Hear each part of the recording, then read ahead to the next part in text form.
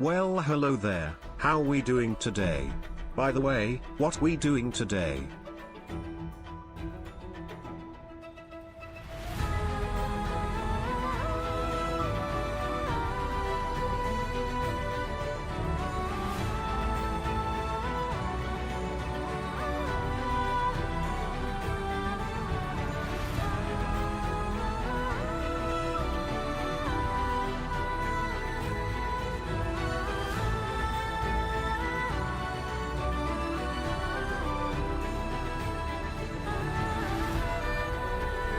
Visitors, how exciting!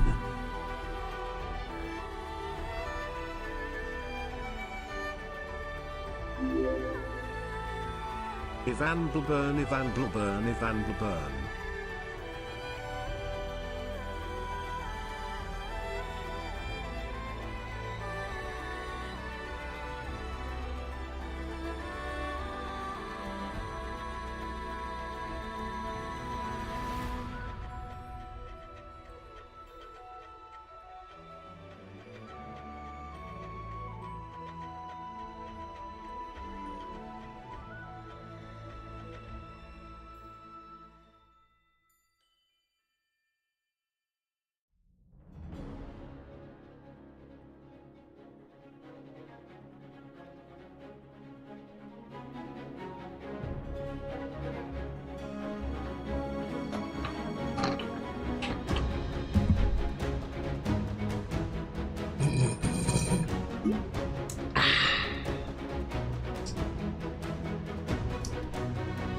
Oh no, my stream deck's still broken.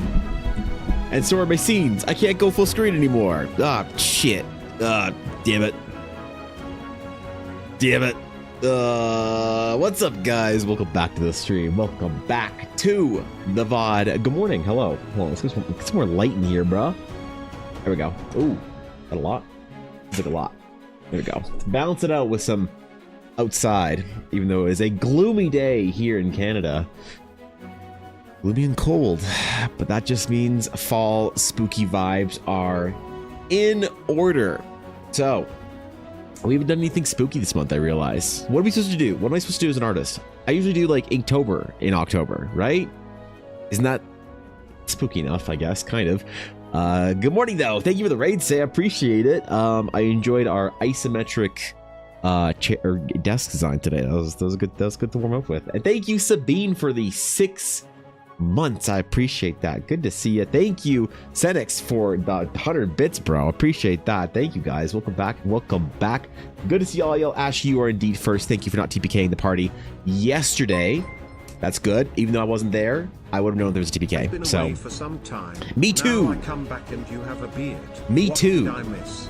Oh man, Senix, I've been gone for about 3 weeks. This is my first week back. I had a little family emergency pop up, so I was gone for the better part of September and the first part of October. So I was I was vanished. I was in the wild doing all the non-art, non-stream things. So but most of that got resolved. Seems like everybody's happy and healthy-ish. So we shall resume all of the Realms of Eldaring and Enhanced Melf drawing. So I also got to get back to making videos, dude. But I realized it's midway through October. I didn't do any Inktober this year, dude. And I always find that the fall is like one of the most productive times for me. I don't know why. There's something about entering into the fall time, hours of the day, whatever. And I feel like energized to work. I don't know what it is. Something about maybe it gets darker earlier or something like that. I'm a recovering night owl. I don't know, man. Good to see a Blink. I was first redeemed the D&D story monologue, so you have to nod enthusiastically. And pretend to care when I say we spent 90% of last night talking about before arriving at the first town and meeting Yuki's character. Oh shit, dude. Yeah, is Yuki feeling better? Are you guys all playing? And who's the new player? Honey and Yuki? How are they doing? They enjoying it? They having fun? They getting the hang of D&D, because I don't know how new they were to D&D. So I look forward to playing them and meeting them. So he's fantastic. Sick, dude. Well, I'm looking forward to meeting them and coming back to everything. So no Inktober, UK? Definitely not. No, I definitely wasn't okay at the beginning of the month. So maybe we do something down the like the second stretch of the month, and maybe try and get a little bit of that work done. But I feel like I'm gonna be playing catch up too much, because having missed all that time, I don't know if I'll have time for Inktober, which sucks. But you know, what are you gonna do? I guess. What are you gonna do? Maybe I'll do a couple little prompts here and there. We'll do maybe a couple days before Halloween. But I always do the spooky prompts, so I always like doing kind of things like liches and ghosts and haunted tombs and whatnot.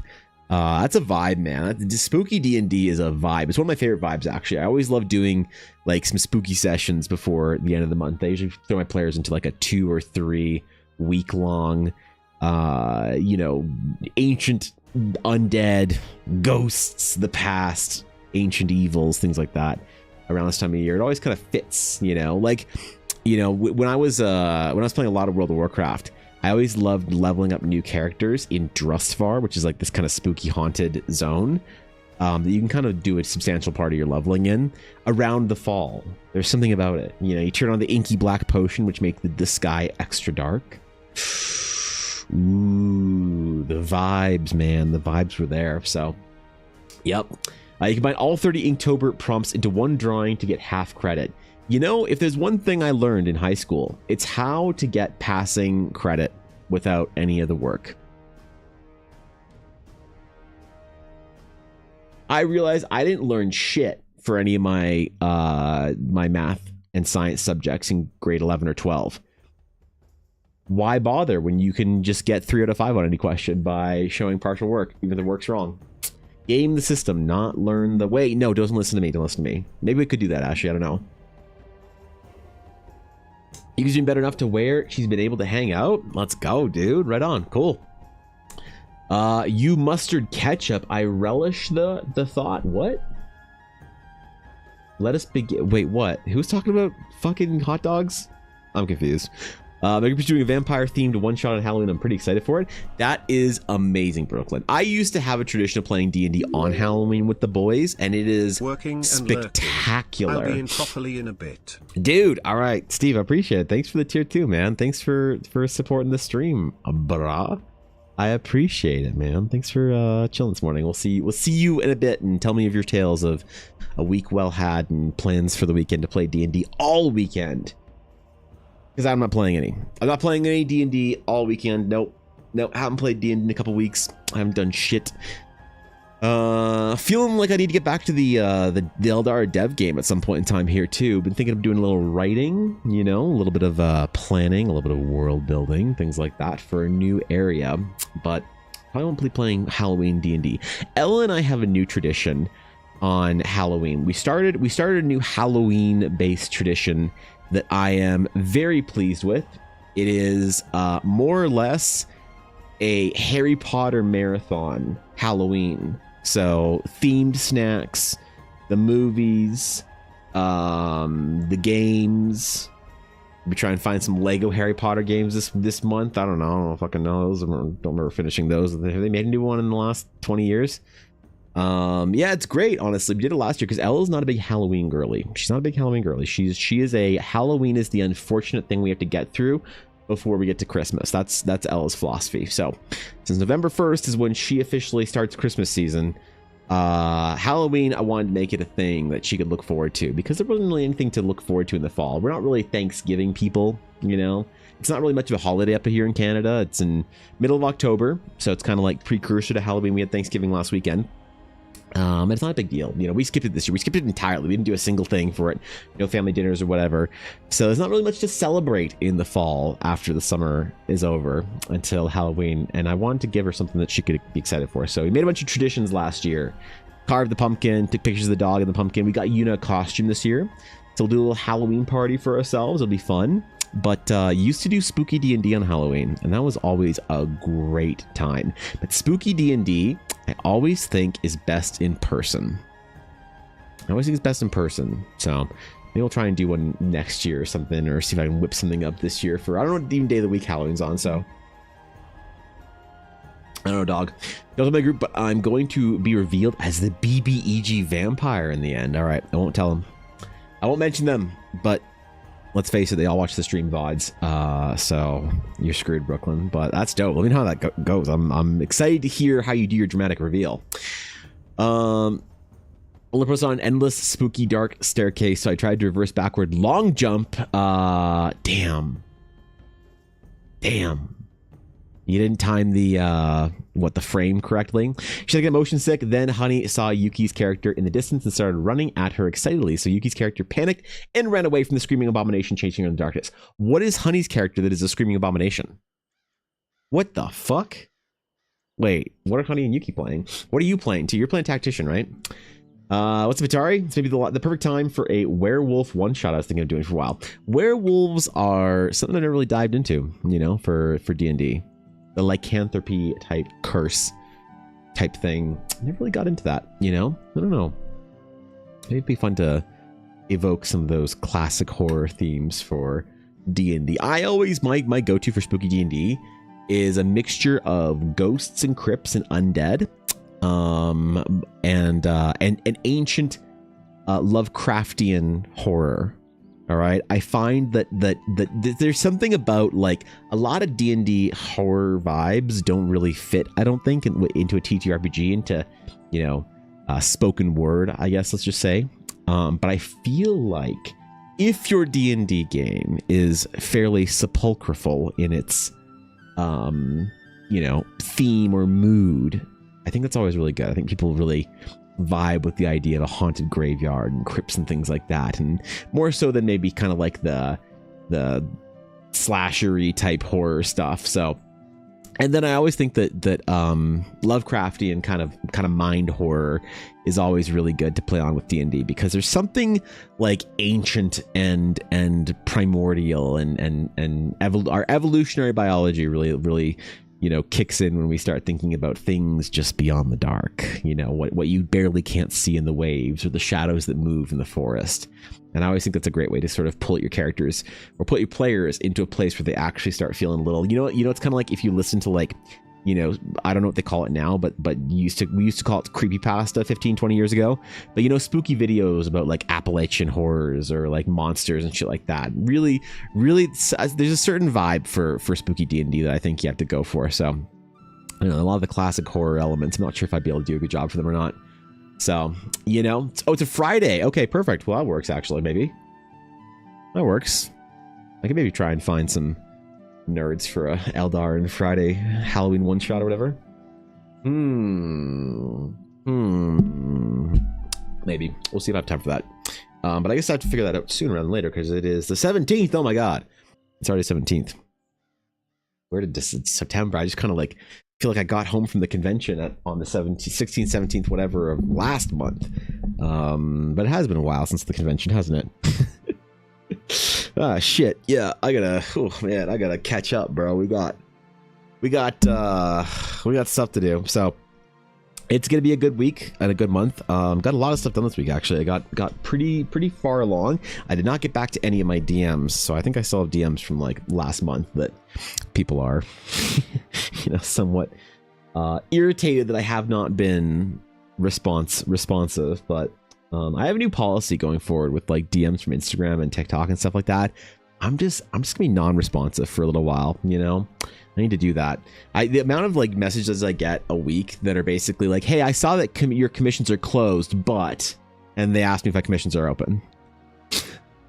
I just gotta stop responding to those comments, man. I just gotta like, just like sort them under taken care of, and you know, then it allows me to be more responsive to things like Discord or whatever, I think. So what's up, Smug? And he's playing a devil with glowing eyes. Yuki's playing an elf elementalist, and this took place on the Spooky on the Staircase in the dark. I see. Okay, so that would be quite alarming then for her to see a devil, glowing eyes in the dark, spooky staircase, endlessly drilling into the crust of the earth, finding deep places where the old horrors roam. Things which would not be spoken of by Gandalf or the Mithara. Oh wait, this is Ulner's Dungeon. Never mind, there's just more anime tropes down there, I forgot. Yes, it's just delicious in dungeon, Ulnar edition. Everything can be eaten. Oh man, I want to play, bro. I want to play. I want to see what Ulnar would do with a dungeon, man. I feel like Ulnar would have I feel like I would get Ulnar's dungeon exceptionally, because Ulnar and I come from the same pedigree of games meant for 43-year-old men. You know, we come from that same lineage. Now Ulnar's probably more modern than I am in a lot of the gaming knowledge that she has, so maybe there'd be some surprises for me, but. Boy, oh boy, that old fucking Diablo Elder Scrolls shit, man. I'd be right there. Playing a human-looking tactician with a seeing eye stone drake that she named Quetzalcoatl. How clever. Only spent the first few hours of session last night using Magic the Gathering card names in descriptions. That's disappointing. You all need to stop playing Magic the Gathering trading card playing card trading card edition TM Wizards of the Coast 1996 Richard Garfield games. I don't know when he sold it, but that's what you need to stop doing. You need to stop doing that and return to a real game like Hearthstone. Try that out. I don't know. You don't have to buy real cards for that shit.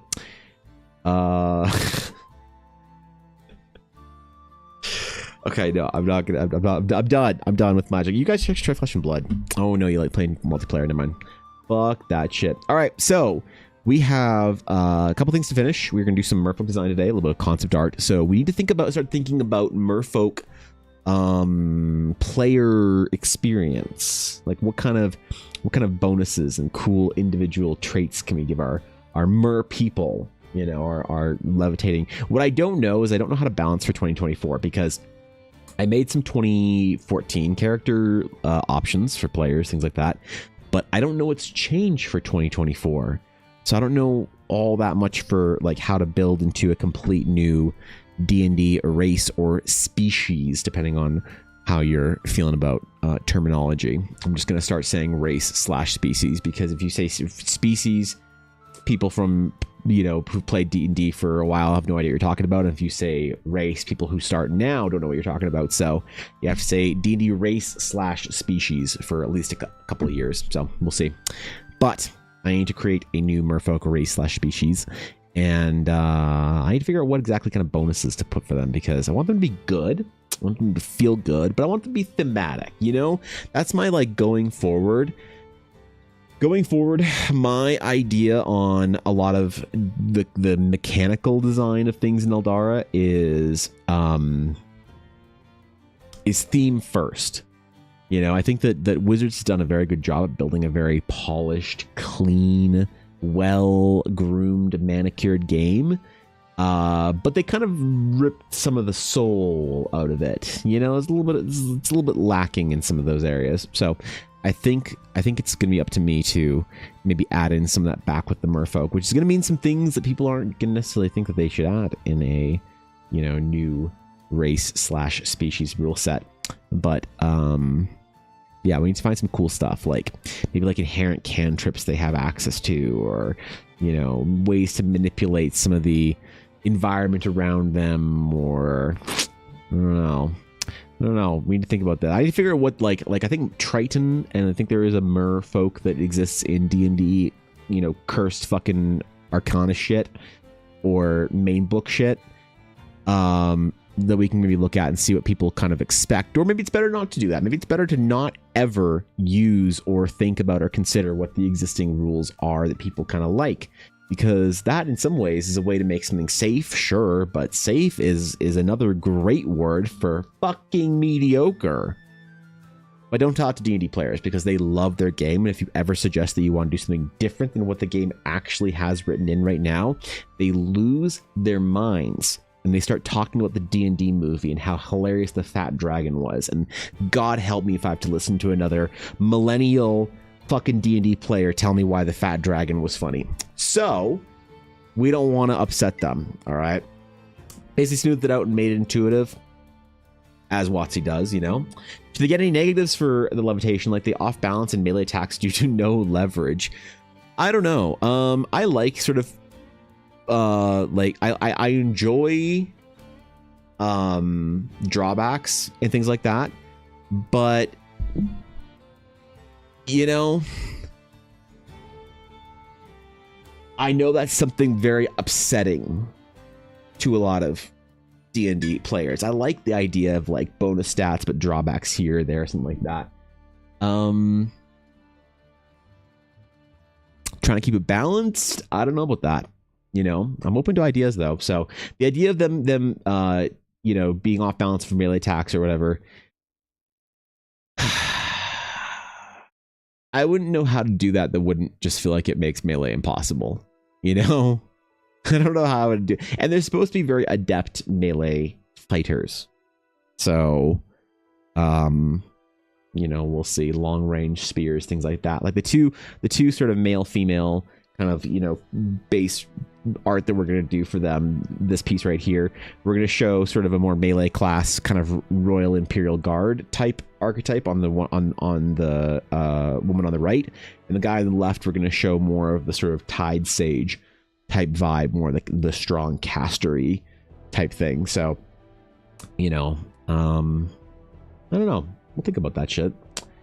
Maybe for races, ancestry works well enough, but race just always rolls off the tongue better than anything else. Yeah, I mean, like species, the thing is, it's not really incorrect as a term technically, but there's just something about it that it has been so accepted into like the terminology of like the mortal races of the world that it's hard for fantasy nerds to, I think, move on. I think ancestry does. Ancestry, I think, is a stronger term because it doesn't enter into sci-fi territory, where sci-fi has used species, right? Fantasy tends to use races. Whether that's correct or not doesn't really matter. It's kind of irrelevant. It's about what people are used to and what sort of fits the vibe. And yeah, I think ancestry would have been a better choice, to be honest. It has a lot more in it that you can kind of, I don't know, but you know, whatever. So people like don't forget, Wizards is also basically the only game that says species. You know, in the greater fantasy realm, they all say races. Like, pick your race at the start of this game or whatever. You start World of Warcraft, what race do you want to be? So if you're talking to general fantasy nerds and you start using species, they're gonna immediately think, oh, it's a sci-fi game. Wait, what? You know, so they suffocate if you play one on land for more than 2 sessions. Got to keep them suitable for old school players to feel comfortable and familiar. Yeah, they do have gills. They got big, like, you know, rib gills. So we have to constantly be pouring water over them, or else they die, Ashy. Or else they die. That, or they just play Marincess, which is a fate worse than death. Been running for a while, thinking of running AD&D since I played that system for 4 years. I want to bring the addition to my players. Go for it. I say fucking roll it, you know? Oh my god. Right? He has a mustache. Yo! What's up, Mel? Good to see you. Thanks for the 33 months, bro. I appreciate that. Yeah, I think that there's a lot of like, there's a lot of benefit, I think, in old D&D editions. You know, I've never been of the opinion that every new D&D edition has been better. You know, when I started playing a lot in 3rd and then 3.5, that was great because 3.5 was like an addition to third edition, felt great. 4th edition felt like a different thing to play. You know, it didn't feel like it replaced 3.5, like it was a different game. And then 5th edition felt very much like 5th edition feels more similar to third and 3.5 than it does to 4th ed, I think. But even then, I still think 5th edition and 3.5 are different. And I'm kind of the opinion that 5th edition is sort of a worse version of 3.5 in a lot of ways. But if you don't brew it hard, right? Mel, what's up, bro? I miss the old Evan. Where is Babyface 7? D. What? I'm confused. Thank you for 690 bits. I definitely forgot that was a fucking alert. This has been over a month since I heard it because I've been gone for 3 weeks. So, Jesus, that was. I was like, what the fuck is this? Oh, right, it's my own alert. God. That was an emotional roller coaster. Thank you for the 690 bits. Thank you. This is a lot of fucking bits. I forgot about that. That alert was, Jesus Christ, man. Holy shit. Thank you, Mel. That's very generous of you. I appreciate it. Thank you for the sub and the bits, bro. That's very nice of you. Come on, man. Don't deserve that shit. But thank you, Mel. Yeah, I think the 5th edition can be really good and can be up to the same standard that 3.5 has. If you... there it is. I want it. How did I forget that one too? I hate it. I hate Evan. You know what's funny is I am actually doing my mentorship right now with Miniful and Alf. So you'd think that I wouldn't forget about the fucking Miniful. Oh, jeez. That's a lot of bits. Jeez, dude. Thank you for like the fucking 1,500 bits that's first thing in the morning, Mel. I appreciate that. That's ridiculous, dude. Come on, man. I don't deserve that shit, but thank you. Thanks, Mel. Yes, that is. Yes, you got it. Jesus Christ. Oh, God. I forgot that was a thing. I missed you, but smile. I miss you too. I miss streaming, man. I miss being live and chilling. So glad you're here, Mel. We missed you around the guild hall, bro. Yeah. Fifth Ed, I think is it's boring as shit and kind of like just bread and butter, and maybe it's been lightly toasted. But I think you can do a lot to fifth edition to add in more mechanics and more interesting things like that into the game. You just have to be a bit brave, I think, and create and build and bring back old systems and mechanics and things like that. And that's kind of my ethos with Eldar going forward mechanically. A lot of what the Astral Knight looks like will probably feel similar to Powers from 4th edition if you liked that. It'll also seem like there's kind of a spell casting system for the Sage that feels a lot more like a 3.5 character, and a lot of maybe the ways that I really want to handle another class that I'm secretly building, which is a stealth-based class, might feel similar to a 3.5 edition Rouge, our favorite of the edition Rouges. For what's worth, I think it's really cool. There's modern games that use older systems and make them accessible to new players. Gold and Glory for AD&D, 2nd edition Pathfinder 3.5, etc.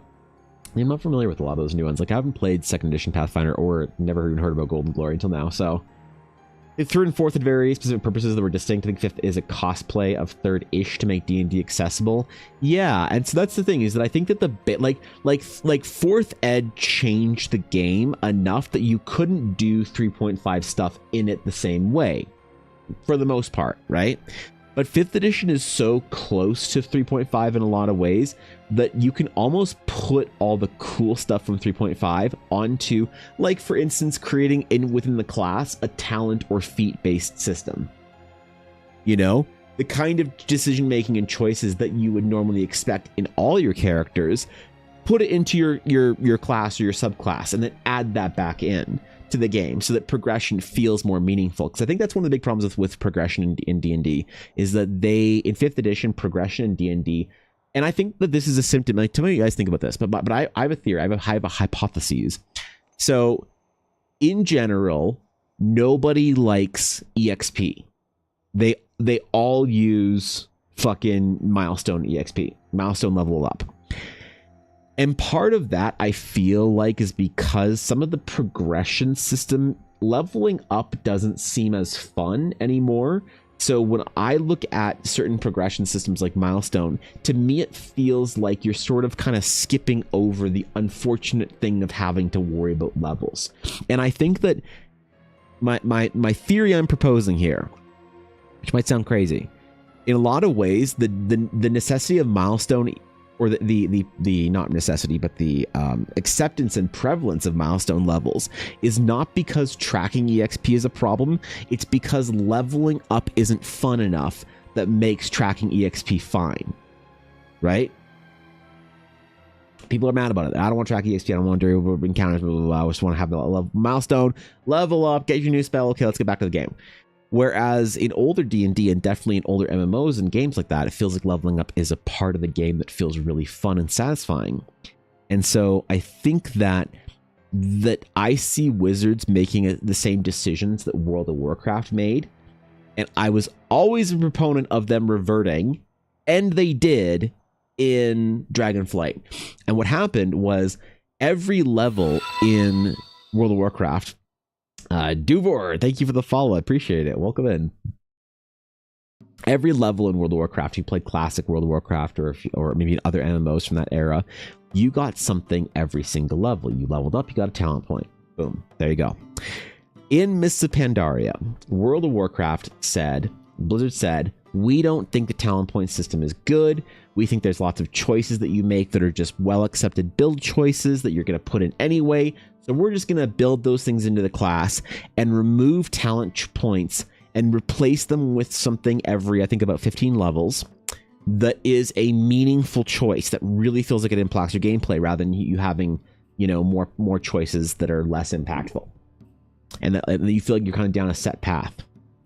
And it was a good idea in theory, I think, but it missed out on one core piece of the leveling experience, and that is the excitement of when you level up, there's something to do.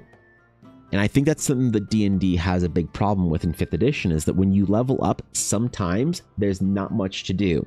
You might get a new feature, you might get a new thing, you might get a new whatever, but overall, there's not much to do. Right? In 3.5, I think Wizards had a similar idea here. In 3.5, when you got your feats pretty quickly, or in Star Wars Saga Edition, where they had feats and talents as well, you would get these points of decision pretty often. They weren't massive, and obviously, like if you wanted to go into like a weapon finesse build or a 2-weapon fighting build, you had to like invest feats that didn't feel that meaningful early in the game, but it's okay because you got a bunch of them. So by the time you got to pick your big level 12 feat or your level 7 feat or whatever it was, you kind of like were excited because you'd been investing into it. And although maybe those earlier investments didn't pay off and didn't change your gameplay in a meaningful way, similar to the way the talent points didn't do it in World of Warcraft, players, whether they know it or not, miss having something to do every level, I think. I certainly did. So World of Warcraft finally made a decision to move back to a talent tree system. They just decided to do it better so that there was more interesting choices you could make, more pathways and whatnot. And so you get a talent every single level. Beautiful. The current talent system in World of Warcraft is a awesome way to progress in the game. Makes leveling feel super rewarding. Every level getting a talent, whatever. Especially quick leveling, like in the recent Legion Remix version of the game that came out. Super awesome. Talent's great. Love it. And so I think that doesn't exist in D&D 5th Ed anymore, right? But I think you can build it in classes, in subclasses, in additional homebrew rule sets, things like that. So for like the Astral Knight, about 5 times through your levels 1 to 20 progression, you get to pick what's called an Empyrean alignment. And it is a place in the sky that basically you get to align your runes, whatever, and you gain an ability. And they're not game-changing abilities. They're little things that are like a +2 to your con or whatever, or like some combat stuff where it's like, if you make a successful attack of opportunity on an enemy, you can end their movement. Things like that. Things that are just fun little ways of customizing your character's experience that more importantly make progression more interesting. So there's something to look forward to and plan, because I think that part of the fun of D&D is the same thing of playing class, is the same thing as like when I was young in junior high school and I was playing Diablo 2, I would take the talents, I'd print off pages that are the talents or skills, they're called skills in Diablo, of ranks and whatnot, and I'd print those pages off for a new class I was going to play, like a sorceress or like level up an Amazon or whatever, and I would write down and like plan my talents out, and I would do that in school so that when I got home I could like start actually playing the character or whatever. And so I was thinking about the game when I wasn't playing the game. And the more decisions there are to make as a player as you're progressing, I think the more you think about it. And it's kind of like the joy of going on a trip somewhere is not just the 2 weeks you're there. It's the 6 months leading up to it, planning it, and then it's the 6 months after, remembering and reminiscing on it. And then even longer in the future, obviously remembering your trips. But part of the fun of taking a trip is that you're planning it. Same thing is true with D&D and classes, I think. So I really think the 3.5 got it right. I think 4th Ed does a decent job with it, but not quite as good as 3.5. And I think that 5th Ed really could benefit from it. So you build it into your classes, build it into your subclasses, whatever. So that's what I'm doing with the Astral Knight. So the Knight and the Sage are going to feel kind of weird that way. And I'm thinking about building in an entirely new progression system as well for the Astral classes, having them share it as well. But I don't know how to make it not overpowered, because I think the classes are pretty stacked up right now anyway with power. So 5 days dinner bread, it comes to free the moment You sit down at the table and it's right there. It tastes good and it's fine. You can just fill up on it without ordering a meal. That's true. That's a yep. Hot take: draw steel fixed EXP encounter. Every encounter, combat or non, the DM deemed challenging enough to be an encounter is 1 EXP. You level with every 16 EXP, with every level gaining worthwhile things. The one thing that I think it misses is I think bigger number does make more satisfying thing.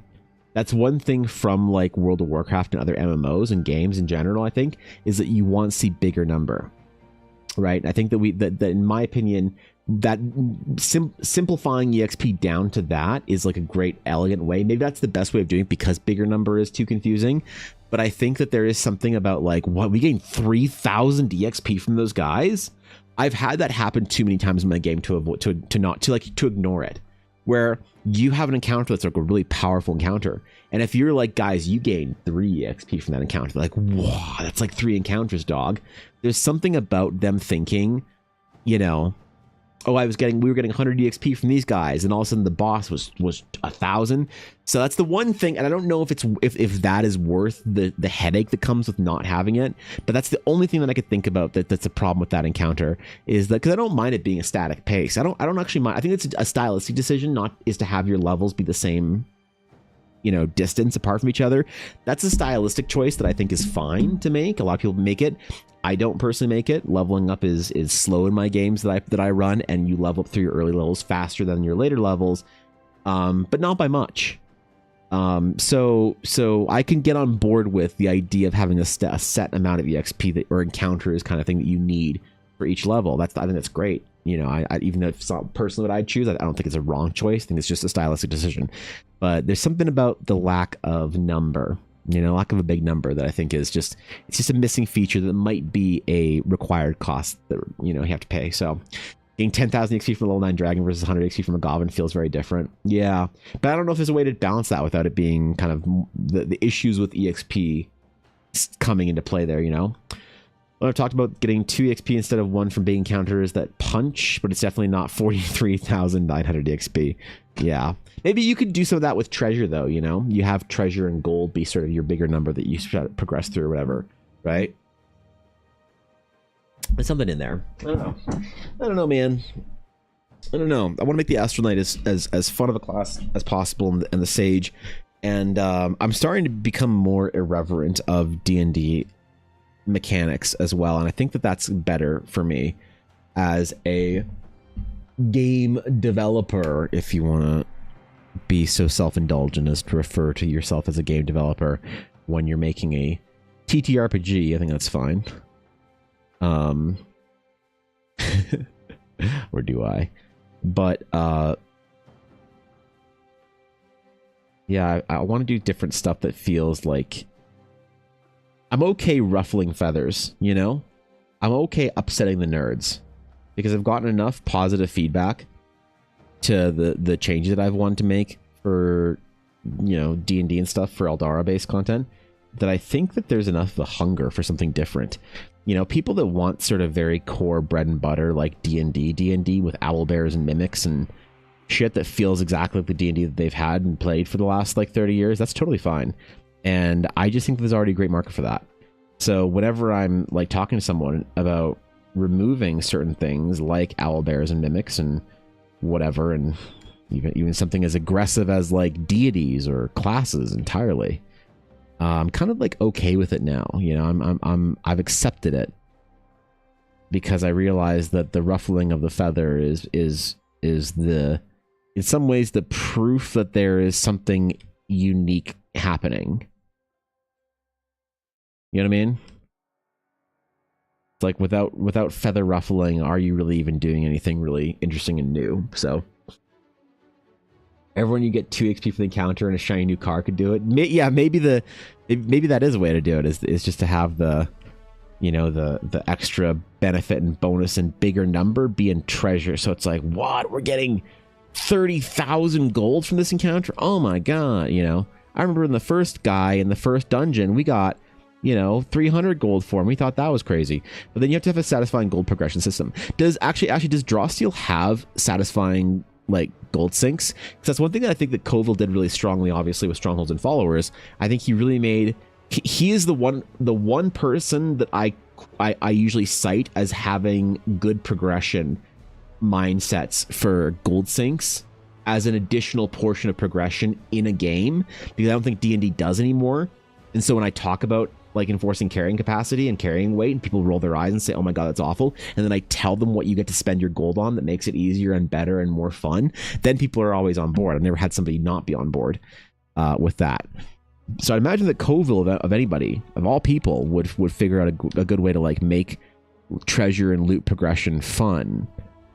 But I haven't heard us talk about it at all. So what's up, Croc? Happy Friday to you too, my friend. That's right. It's the end of the week. No more work. Only snackies and video games for us today. Yep. That's right. Only Halloween candy purchased without the intent of giving out, but only for binging on yourself while you watch your favorite TV show. And wait, my self-reporting? What? No, I've been good, man. I've been actually really good. I've been eating really clean. I've been eating super clean the last couple weeks here. Gotten back on board. Drawsteel does wealth tiers instead of tracking pennies, and some things cost enough that it lowers you one wealth tier. Like starting an adventure, you can buy one potion for free if you're wealth tier 1 or higher, and NPC asks for a bribe equivalent to everyone losing one wealth tier. Oh, okay. I don't know if I like that or not.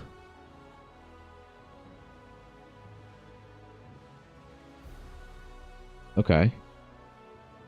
Interesting. I gotta think about that. That's definitely unique. Maybe that's more elegant though. Like again, these changes that move away from the old systems ways of doing it, tracking things. I wonder if just the idea of like tracking things become too intolerable, or if just things like my theory is that things are still fun to track if they're fun to interact with. If they're not fun to track, then people don't want to track them. And they say they don't want to track stuff, but really they just don't want to track that thing because it's not fun to track.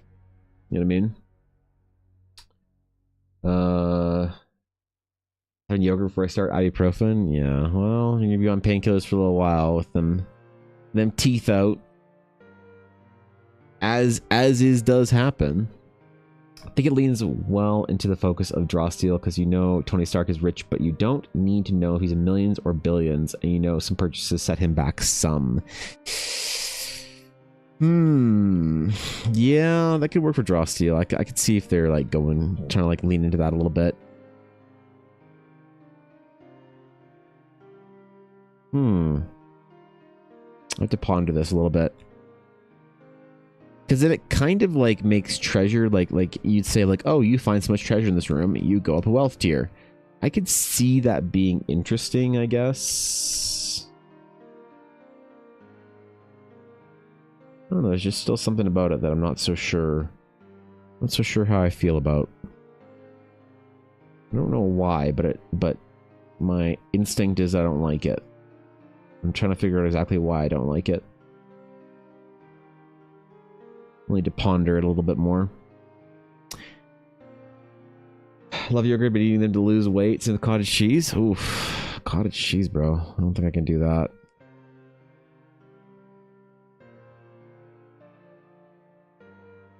I always need to have carbs with whatever I'm eating, unfortunately. Else I get have a bad time. So can't just do yogurt and cottage cheese, eggs, things like that. I gotta have some rice cakes or whatever with it. Honestly, like the diet that I've lost of the 100 and whatever pounds I've lost, the diet that I've lost the most amount on was the most boring ass fucking turkey, ground turkey and rice cakes with like vegetables diet. It's the worst, but hey man, it works.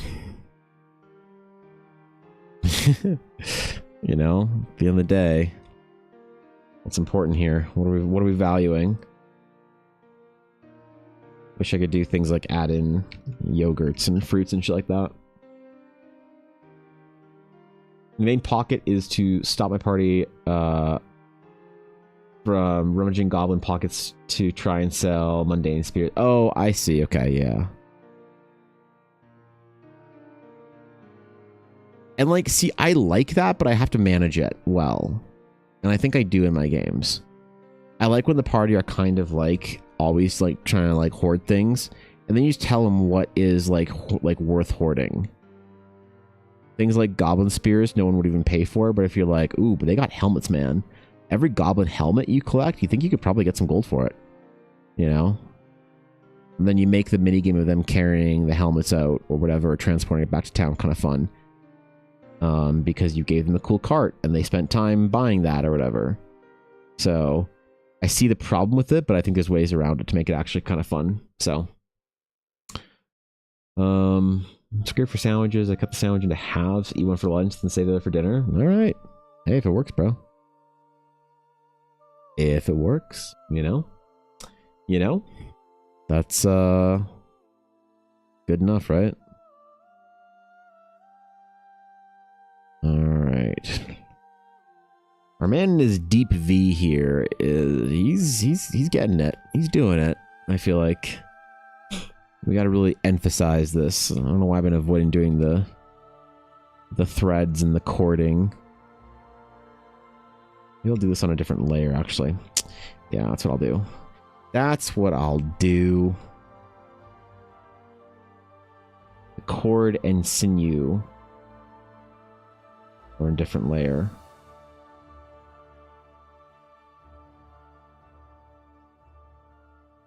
Hope Silesian likes the piece. Spending a lot more time on these coffee requests because I want them to be better and more substantial pieces.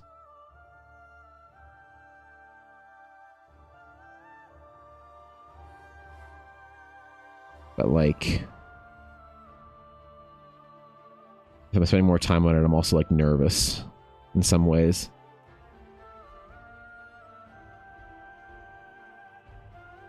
It's like a more substantial piece, you know? You're paying more for it as well, so. There's that too.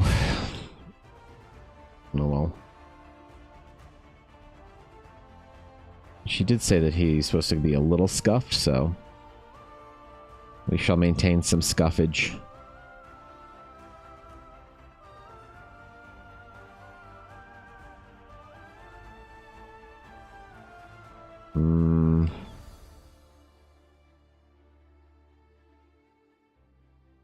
Trying to build that into some of the materials he's wearing, I think. It's a flower? Just so peaceful here. What, in Alaska? Yeah, man. It's about to get cold, bro. About to get icy. The quiet of winter is about to set in the northern part of North America. As you sleep in your peaceful cabin in Bonus, Canada. May the bears stay away and the king salmon be plentiful or whatever you fucking do in Alaska. I don't know, man. I don't know, dog. It's a bit too far north for me. I like going there. I've only been to Alaska twice and I've enjoyed it both times thoroughly.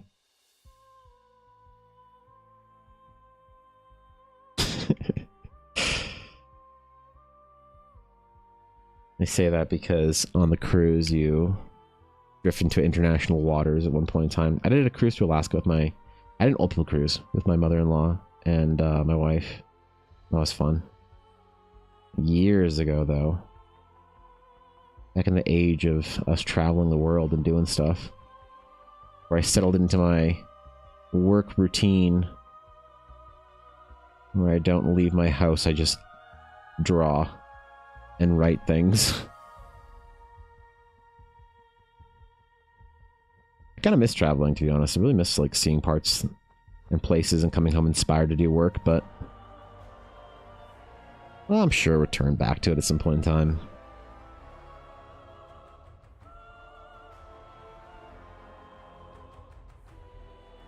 If it takes a couple of years, you know? I better, anyway. We're going to D&D map for tonight. Ooh, okay. Taking the players somewhere interesting. I hope. Sending them off on their adventure. I want to do more map making, dude. I need a GPU to do more map making, though, unfortunately. My graphics card cannot handle maps. Certainly not while I'm streaming. I can do them on like off stream, I think. It's not great. It'll still freeze every once in a while, but really it's like impossible on stream. Which is just the worst.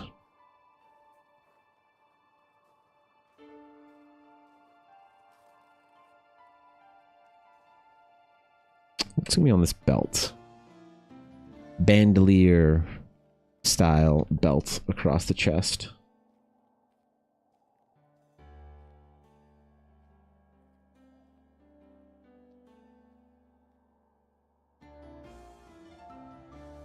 Let's see.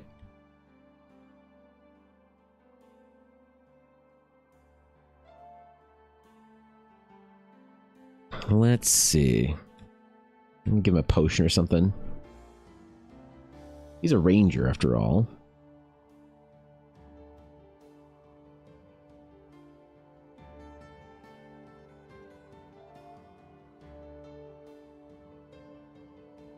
Couldn't tell why I couldn't select shit there. Ooh, it's because I need to have my buckle done. Alright. Fair enough, touche. Foiled again. The D&D... Oh, wait. Made a little house on the PTR, even with the limited housing stuff. Heck yeah. Dude, I wonder if I have the PTR. I used to get into every PTR, like, super early alpha, whatever, bullshit, because I was on the friends and family list from Blizzard, but then when War Within came out, I never got it until, like, it was beta. Do I have it? Let's see. Let's see. Yeah, no, I don't have it. ETR Mop Classic. Oh. So it's the 11.2.7 patch that it's on. I see. Not the War Within, or sorry, the Midnight Alpha.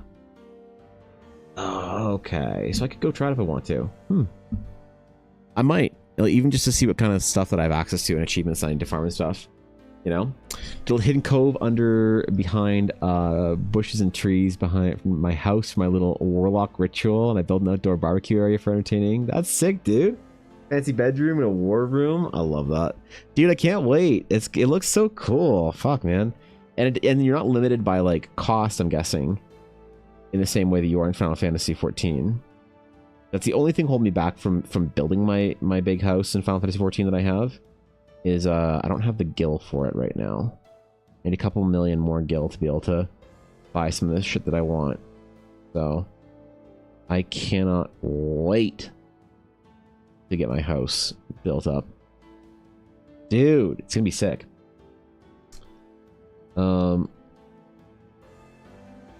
Banned Magical Item Archive location that once specialized in the study and containment of dark artifacts. They wouldn't fall into the hands of civilians. Turns out it went into lockdown for unknown reasons. It went dark. When anyone went to investigate, they wouldn't come back. So someone went, sealed it from the outside, and left it sealed for a century. Ooh, that's cool.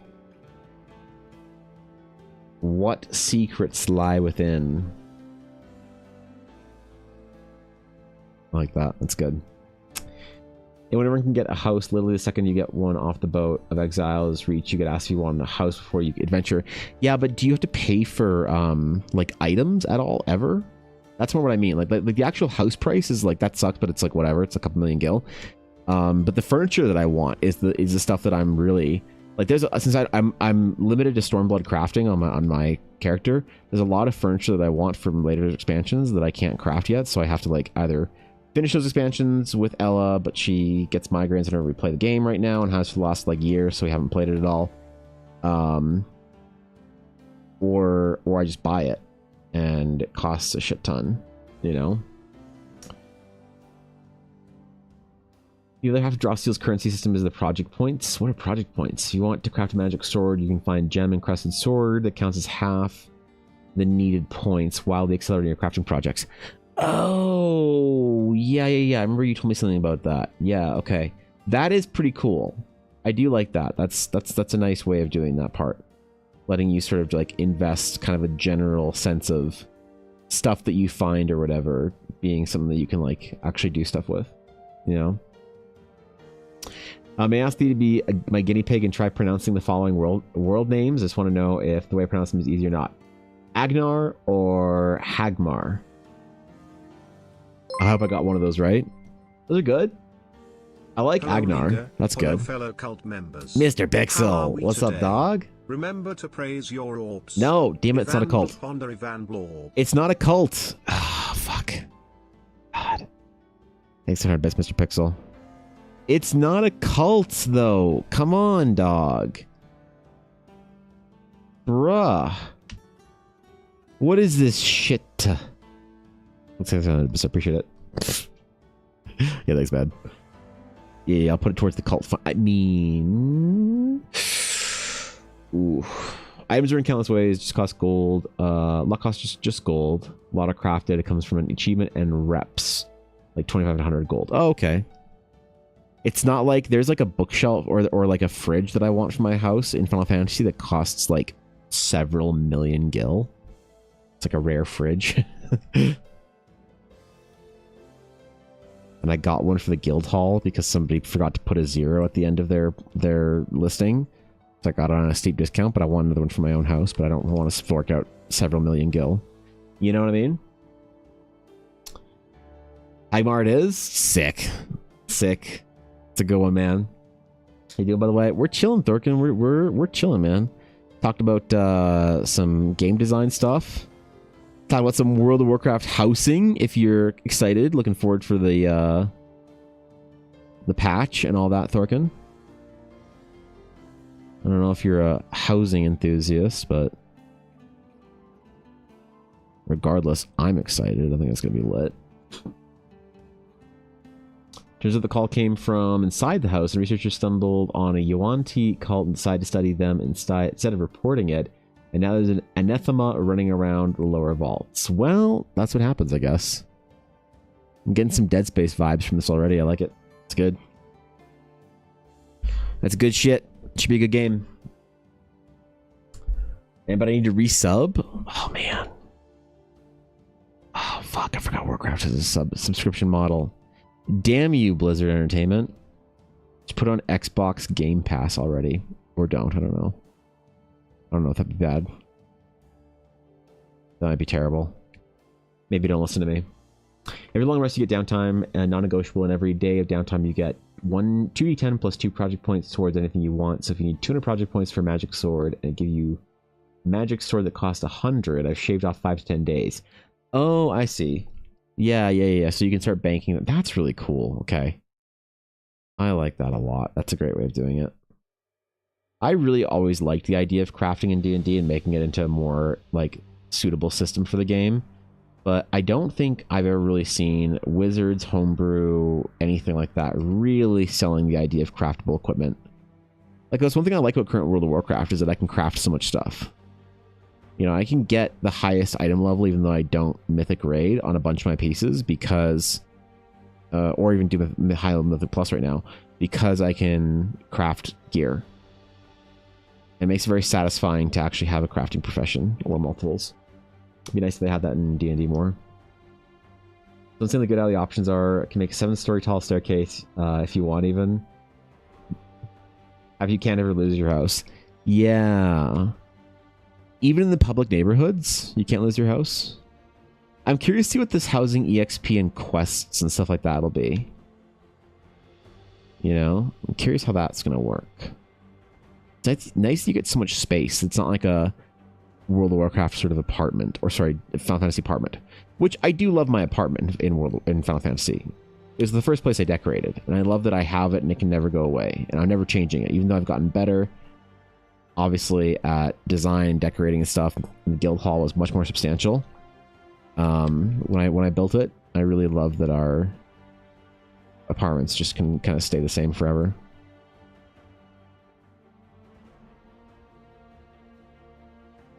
So it'd be nice that, and I think you can have what, a horde and an alliance house in Warcraft, or whatever. If our mutual friend might have some codes by chance, there's a good chance he does. Actually, I think, yeah, I'm pretty sure he does. Should definitely go ask him. See if he's got some kicking around.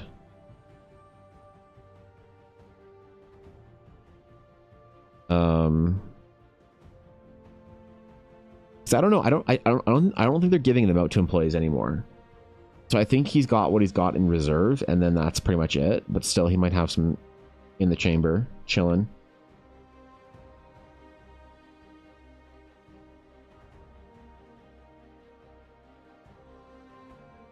But he also, like, maybe he got some of the people's subcodes at some point in time, because he said that they weren't doing it anymore, and then he just kind of like had them available for me for the last couple of years. I still haven't paid for World of Warcraft sub since he got his job at Blizzard. He's just been that guy for me, because he knows how much I love the game and how much I can't fucking afford a sub for multiple years at a time. Which is very, very cool of him.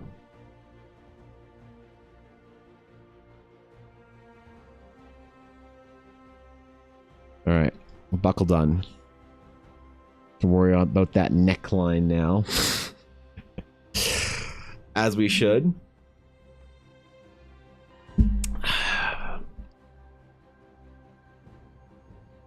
Yeah, if you do get a sub, play some Legion Remix. It's really fun. Finally figured out the best way to sort of gear up and stuff, so doing some mythic raids here and there. I think I enjoy about Legion Remix is that you can just sort of play for 20 minutes and still make some progress. You know? You can play for basically very, very casual spurts and still get somewhere. You know? You have to log in 2025? That's fair. Well, I think the game's good right now. I think it's fun. The vibes are good. People are excited for midnight. The story's in a decent place. The game systems are really good. The gameplay loop is fun. The raids are good. I know there's a lot of negativity and criticism about the game, and that's fair enough. I know there's a lot of people that were hurt and don't want to come back or whatever. You know, but I think honestly, if you look at World of Warcraft like any other game, you should. That's sort of a live service game. You say, is it good? Am I having fun? Then I'll play it. And if it's not, then I won't. I think right now, at least for me, I am in the camp of it is good and I'm having fun. You know? Which is nice. It's nice to be there. Talon's felt like an entire different game from what we have now. Yeah, definitely. Now, I also wasn't as mad about Shadowlands than I think a lot of people did. It wasn't my favorite expansion by far, but I didn't play a ton of Shadowlands. But like, you know what's interesting? I never really held on to a lot of the hate that BFA got. I knew people had problems with like Azerite weapons and Azerite gear. I know people had a problem with Legion legendaries. Like these issues never really affected the kind of stuff that I did. You know, I felt like you could progress even pretty high in Mythic Plus, and pretty decently in non-Mythic rating with suboptimal whatever. So I never hated them. You know, the whole idea of like the Covenant optimization, whatever shit. It was weird that you couldn't pick the flavor Covenant you wanted. You know. And then the ability that you wanted, that kind of sucked, but like it didn't ruin the game for me. So I was never as mad about it. It was one of the story problems that I had. But a lot of the story problems that I thought World of Warcraft had, even in Dragonflight, I thought they still had them pretty badly. And people like Dragonflight. So I guess the story problems are not an issue for a lot of people. It's more the mechanical issues for the game. So, but regardless, either way, the game is in a good spot both ways. So yeah, it's fun, dude. I'm playing some Legion now and then here and there. I'm trying to find more time for games, right? And I've been talking about that for a while. I was trying to find time for games at the end of the night. To really like build a little bit of relaxation into my day. A little bit of de-stressing and whatnot. And so there's something about trying to force yourself to enjoy playing a game that you used to enjoy a lot that I think is good for me right now. And definitely, like, there were times of my life where I had to, like, not play any games or whatever and not, like, do anything fun and just, like, grind, push, see where my limits are, go right up against them and, you know, come back. But right now I'm kind of in a phase where I need a little bit of downtime now and then, I think. That I'm just lying to myself and I should just work harder. Work longer hours. No excuses. I don't know. Large chunk of criticism comes from people who haven't played in a while, so have to take it with a grain of salt. Yeah, that is a fault, I think, is that there is also a lot of people that I find that are very hurt. Like when you have a game that was such a big part of somebody's life, and a lot of MMOs were like this, whenever the game is like not up to the full standard, you have to make this big decision to quit the game. And a lot of that is, I think, rationalizing sort of the sunk cost. You know, no one wants to admit they played a game for, like part of the charm of playing, I think, World of Warcraft or any game like that when I was, you know, 15 years old or some shit like that, is you felt the game would go on forever. You thought it would never end, you know? And so when you're at this point where you're like, oh my god, the game's like not what I want it to be or whatever, not where I want it to be or not how I want it to be, then you're like worried that all the time you've put into it was a waste. And like, there's some time I regret, you know, some grinds I regret. But in general, I don't know, man. I'm pretty positive about enjoying it and not needing to make a big dramatic statement to quit the game. And then once you've quit the game, you need to have made the right decision to quit the game, right? So the game has to be awful, and you need to consistently find information that confirms that in your mind. That like whenever you listen to something, like if you hear me say, if you made a big deal and big dramatic thing about like I'm quitting the game, and then you hear me being like, yeah, it's pretty fun, man, and you see people in chat being like, yeah, dude, it's pretty cool, it's like a good time right now, then you are like, oh no, I might have made the wrong choice by quitting the game forever and deleting my characters and whatever, even though most people don't. So like, no, you don't understand, the game's still bad, like it's still not a good game, and you're like kind of like trying to rationalize it in some way. And I felt the pull of that, so I know it's real. But I'm trying really hard to just, like, when the game's good, I'm going to enjoy it. I'm going to play it. And as soon as I stop having fun or whatever, like, you know, I was really enjoying the War Within Season 3 or whatever we're on, but I didn't do shit last week. I didn't earn a chest or whatever, doing the single Mythic Plus or Dungeon or Delve or anything like that, because I was busy playing Legion. And that's the way I'm going to handle it and treat it. If I'm enjoying playing and doing a thing, I'm going to do it. And if I'm not, the second I'm not, then I'm just going to not. It doesn't need to be a big thing. It doesn't need to be a commitment for my life. We'll say, as someone who preferred a lot of design choices we had back in vanilla, I understand why the game has become what it's become. I see no reason arguing with anyone about that anymore.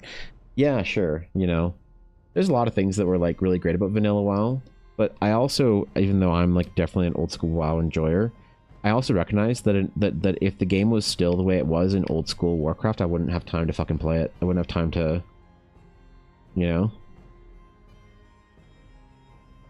And so, yeah, like maybe it'd be more fulfilling, but like, I don't know, if you've ever gone back to classic WoW, it's, you can't really play that the way you used to. Really, if the old school Warcraft is really gone, classic WoW does not look like that anymore. And I know people have a big like people have a very big, a lot of strong feelings about GDKP, and I'm overall kind of against it, but that's the way the game works now. So if you want classic WoW, you're going to play GDKP, and if you don't like it, which I don't, then you don't play. And I'm perfectly fine to admit that, you know. And so I don't.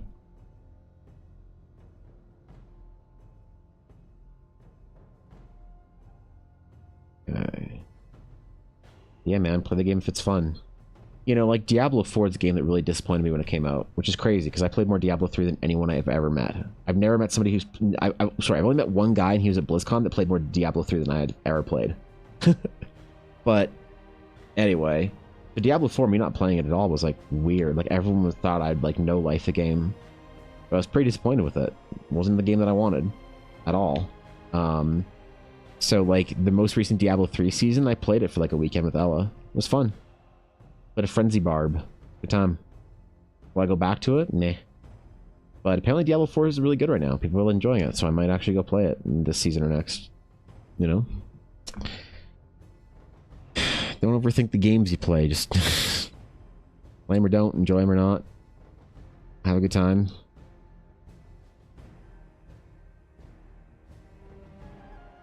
Don't worry about it.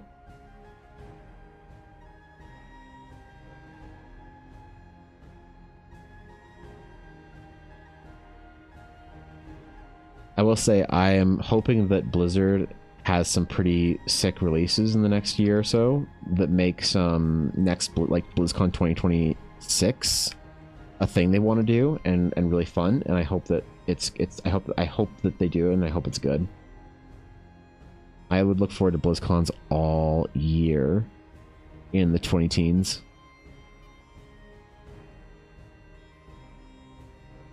All fucking year I'd look forward to BlizzCon. We'd fly down on like the Wednesday, and then we would get Wednesday. So the days before were always my favorite. We'd fly on Wednesday, right? Not into LAX, because flying into LAX is absolutely diseased. So we'd always fly into an airport in Orange County, or like south of Anaheim and everything. And typically Dashto would pick us up, or we would, you know, get an Uber or whatever. Then we go to our hotel, all right, and we get situated. Then we go to Target. We get snacks for the weekend. Snack supplies, water, drinks, whatever, you know, because I ain't paying fucking bottles of water prices at the convention center or anywhere like that. So that'd be our setup day. And that night, we'd always go to downtown Disney for dinner. We chill, meet up with all our friends, whatever, have a nice dinner. It's always really fun. And then on the Thursday, we would do typically California Adventure, the park. We go there, we chill. And then on the Friday,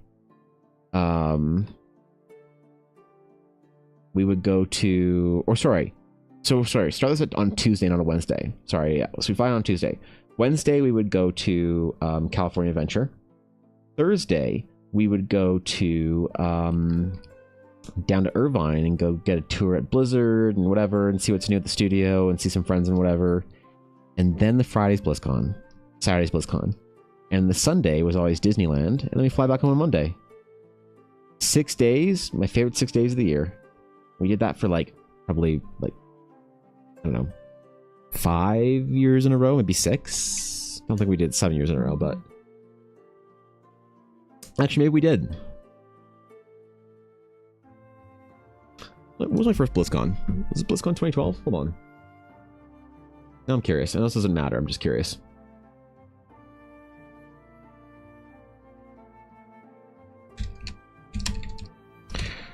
BlizzCon was 2013 was our first one. Okay. There we go. So we went from 2013 to 2019. Every year, without fail. Every year there's a BlizzCon. We went there, man. Damn. It's a big part of our life. Always left there feeling super inspired to work really hard on projects and try. And just try in life. One of the only things that kept me trying at anything.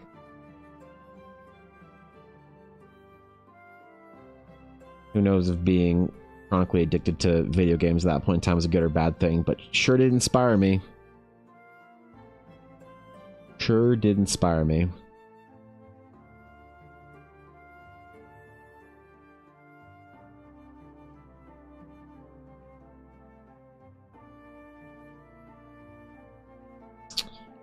Okay, so I'm gonna buckle here.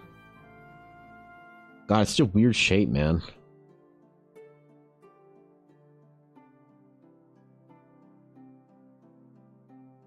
What was I thinking?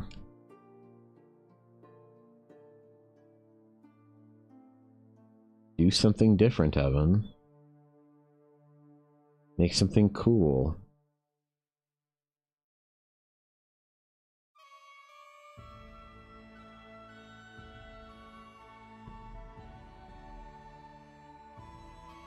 Close enough. Only hope for future BlizzCons that they tone down the The malts? You don't have to constantly tell us that we're all in a big family and all welcome at home. Oh yeah? I don't know. I don't remember that all that well.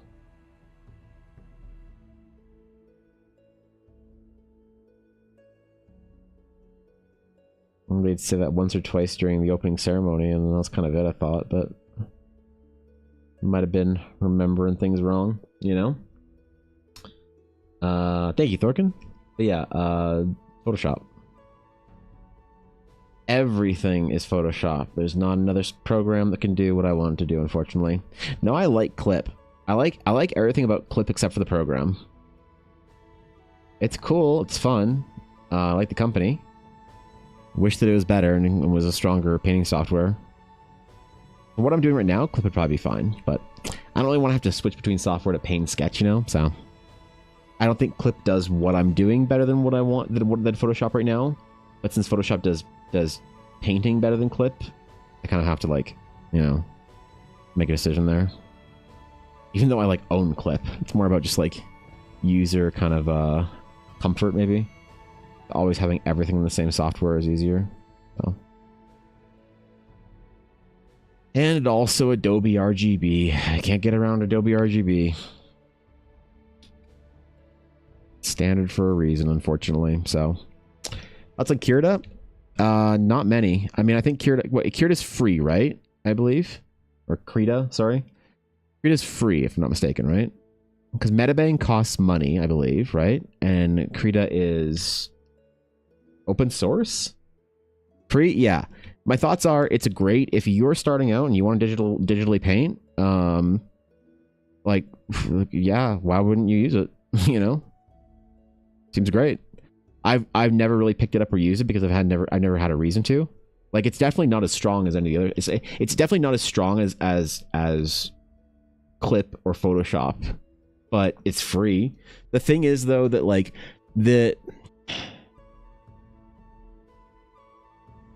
okay, my honest thoughts on Krita is that there's no point for it.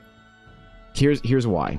And now I know a lot of people can disagree with me, but let's just say you have a graph of this is your time versus skill, right?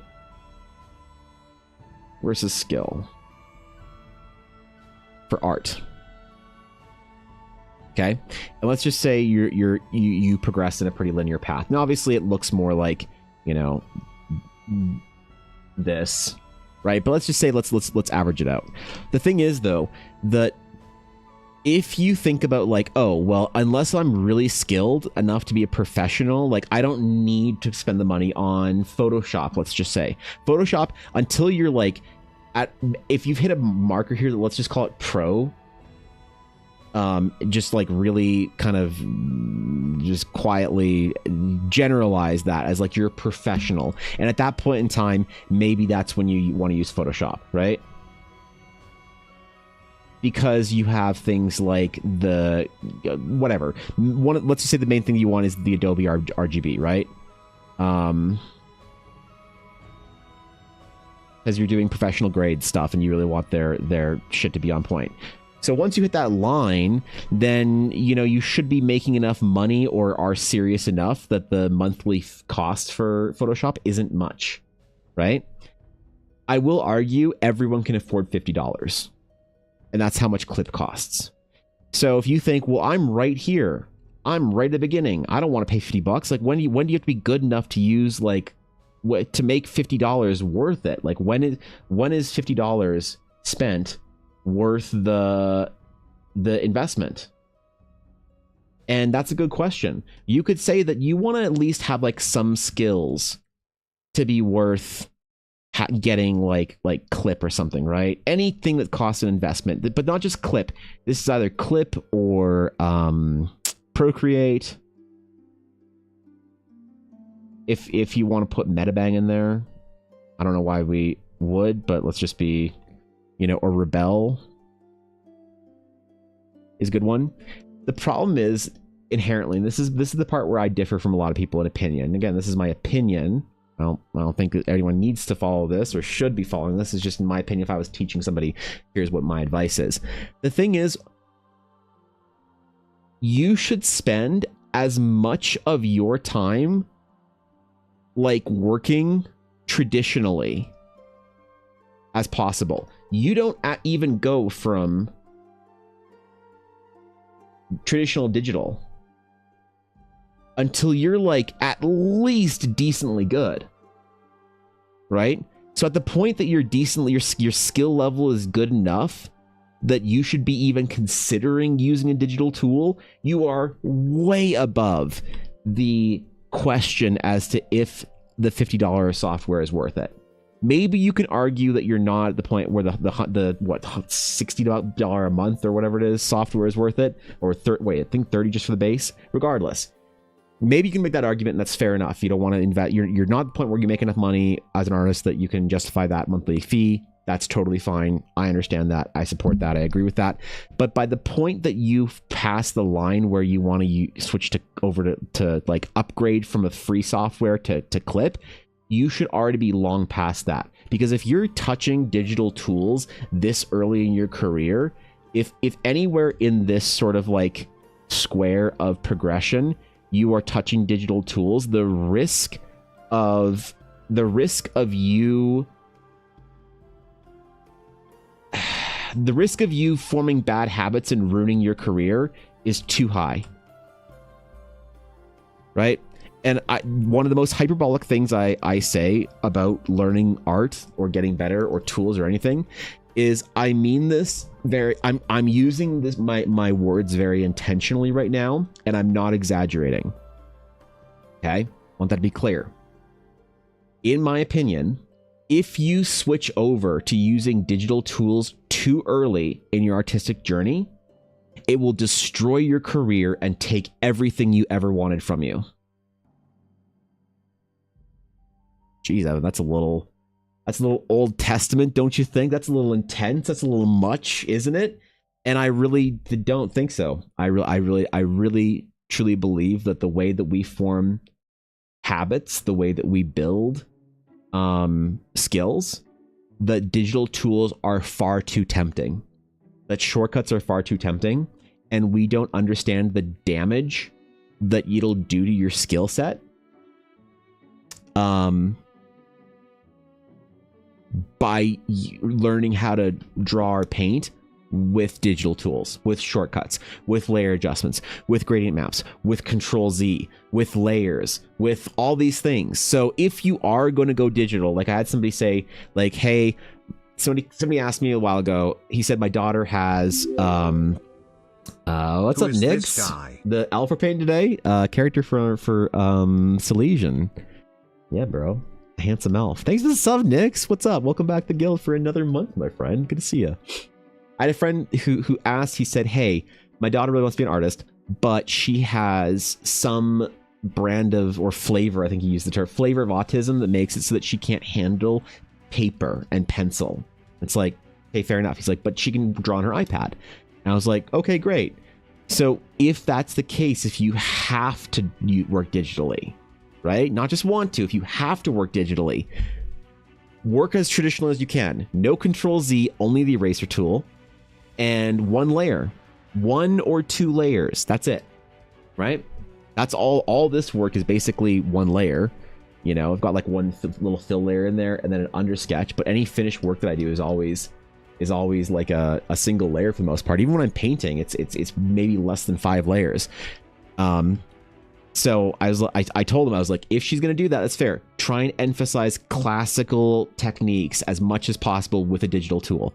Because again, if she gets used to things like Control Z and smoothing and all these other tools and whatnot that happen in Procreate, she will never get good. And I mean that. I mean that enough. Statistically, the amount of people who use digital tools early on in their career who get really good at art later on, rounded to a whole number, is 0% in what I've seen.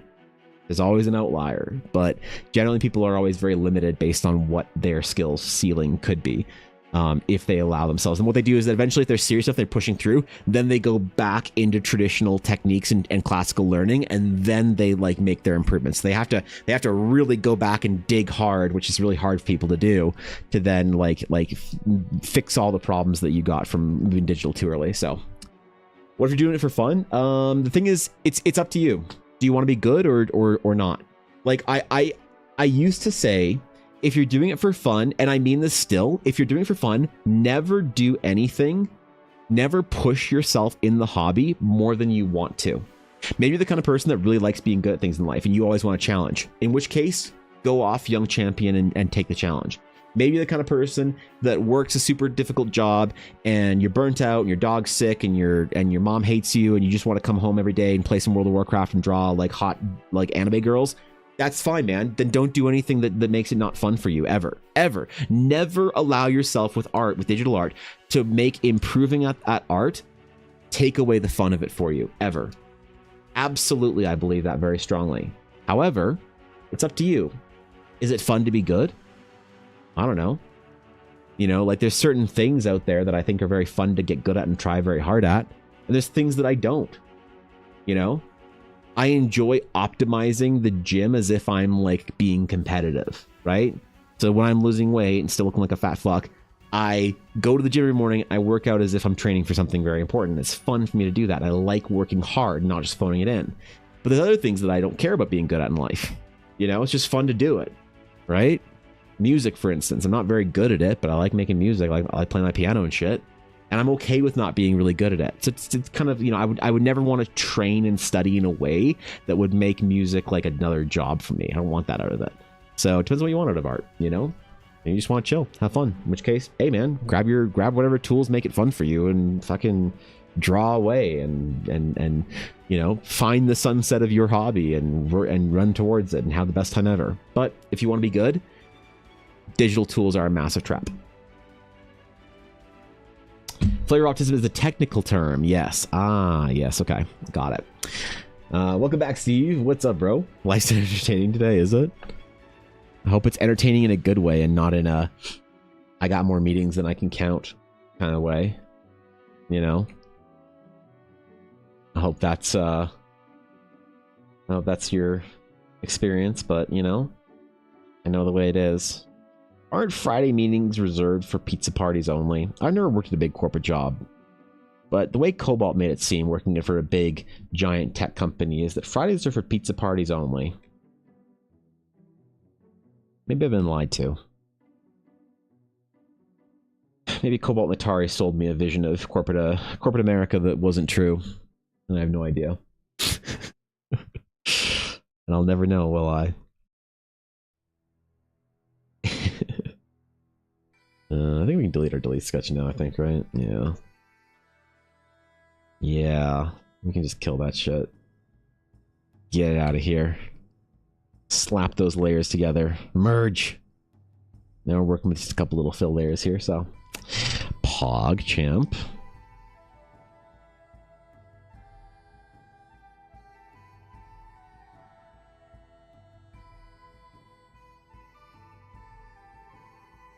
Alright. Pizza parties every Friday. Yeah, okay, yeah, uh-huh. Got it. Cool. Yeah. I'm not misled on that, right? That's the dream, but major system upgrade starting in 4 hours. So just had interesting. Oh, okay. Well, same thing, right?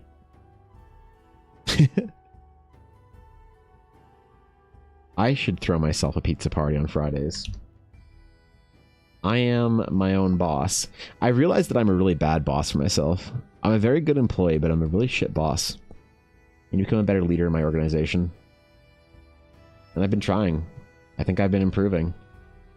My team's output has increased. And they're maybe happier? I don't know, I gotta check with me later. Putting watercolor pens and I will get it everywhere. Yep. Okay. All right. Good luck. Please. Watercolor responsibly, Cass. Yes. Yes.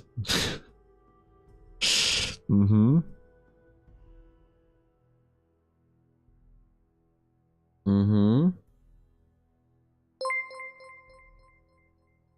Okay. The orb has not seen any improvement. No? Damn it. Well, we'll have to talk to corporate about that. Yeah, things are a bit moose. Let's talk to corporate. I don't know who corporate is. Ella keeps telling me that I'm corporate, that I'm the ownership group. Because whenever Yuna has a problem, I'll tell her to speak to the manager. Because whenever my dog has a problem, she's obviously being a Karen. And so I always tell her that Ella's the manager. She decided that I was the owner. That she needed to elevate the issue to me. So she's been calling me corporate recently. Corporate offices. Upstairs. I guess I have to become more corporate then to live up to my, you know, my title, maybe.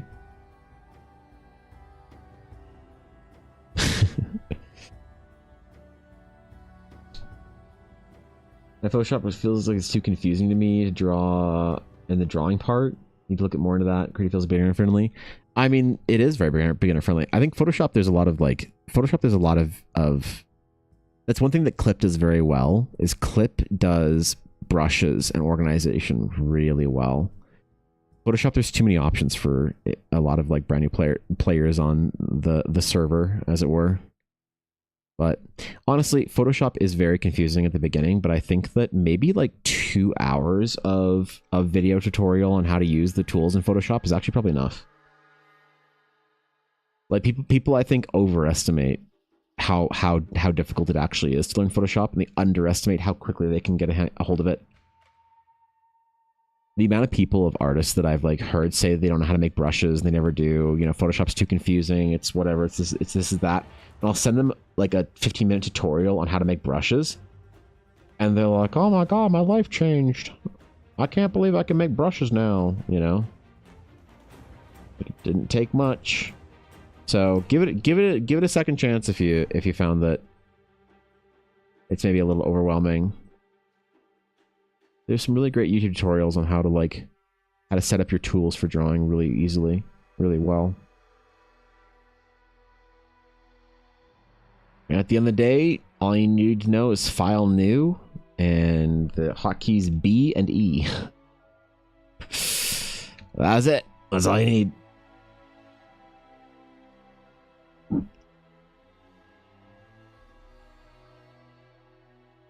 Brush and eraser.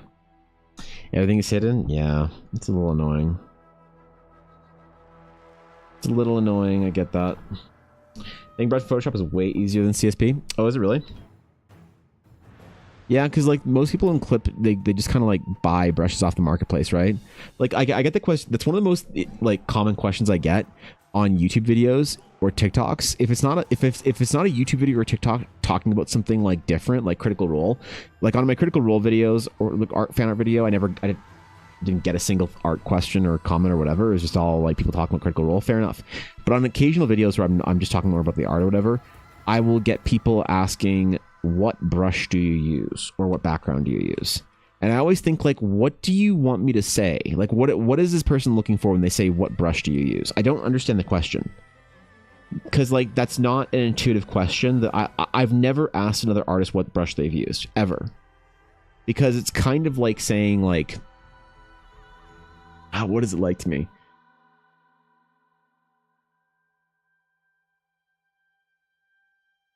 It'd be like, maybe like, it'd be kind of like maybe asking, well, maybe a watercolor artist what paper they use. It's like, you can see what paper they use, right? You know? I don't know, it's just weird. It's like what am I supposed to say? Like mostly every brush that I know, every artist that I know uses is almost always a custom brush. Now there's certain things that you can see, like dual brushes and things like that, but it's not like if I what am I going to say? I use a pencil brush, a high texture, like high noise brush with hard edges, or sort of with soft edges. Is that what they want? Like, I don't know what they want me to say, you know? So I was just like, ignore those comments.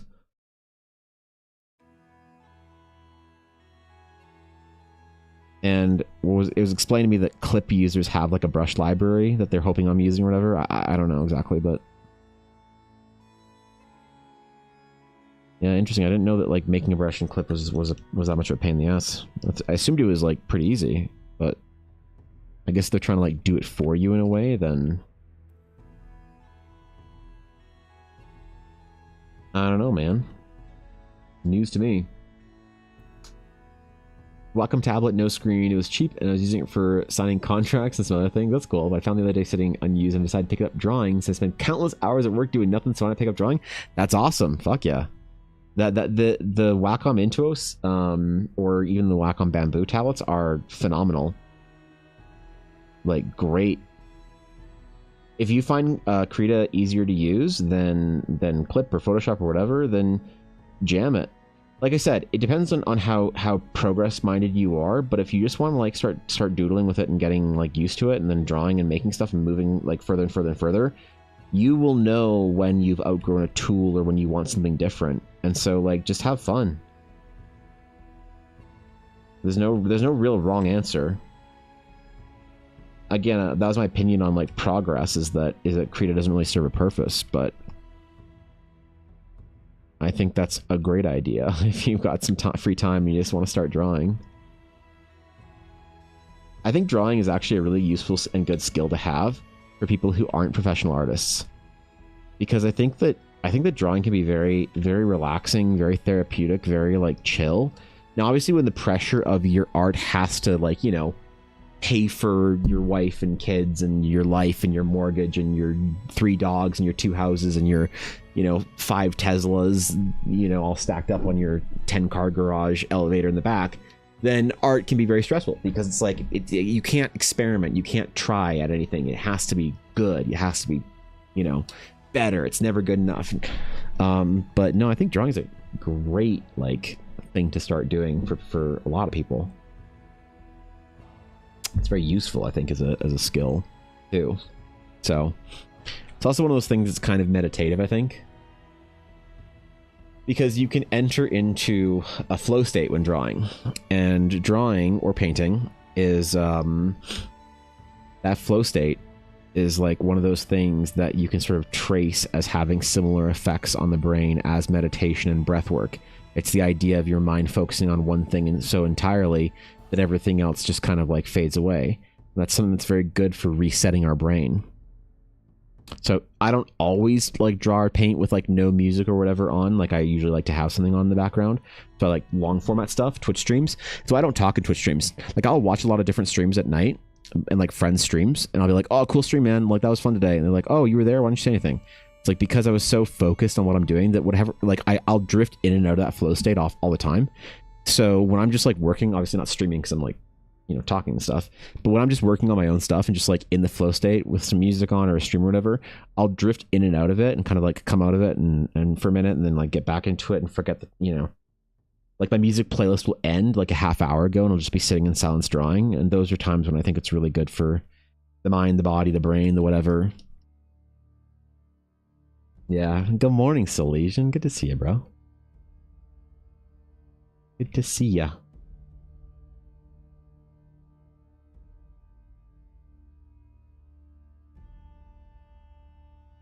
That's a great idea, dude. I think more people would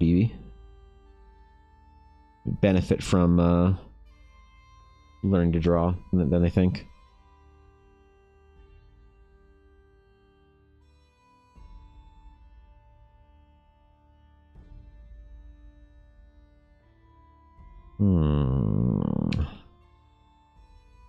We'll put our X pattern in here first.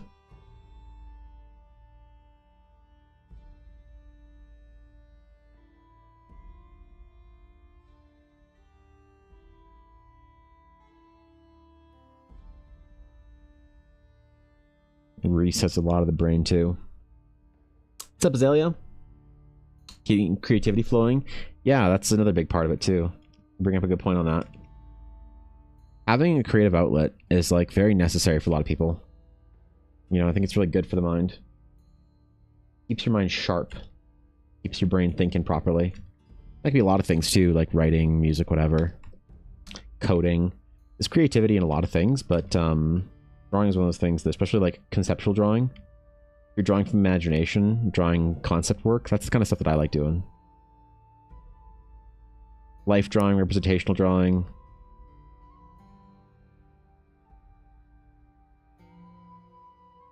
Is like meh. The conceptual work is great. I find it so funny because people ask you to do representational drawing and stuff in life drawing all the time as an artist. It's like, you know, even just recently I got asked to draw the wedding invitation for a friend of mine. He's like, yeah, could you draw us? And I'm like, I could probably do it. But I'm not sure if I'm going to accept the project or not, like drawing them, because I don't like drawing people, like real people. I don't like drawing representational drawing, I like doing design work. So that part is very creative for me, very good for the brain. Good hermit, Thorkin, good hermiting. You did cover your hands in paint? Damn it, you gotta be careful about that shit, man. You gotta be very careful about getting paint on your hands. Paint and ink in the veins is real bad. A lot of people think that it's just like kind of messy. I just got messy hands whenever I paint. It's like, dude, you gotta try and get as little paint on your skin as you can in your lifetime.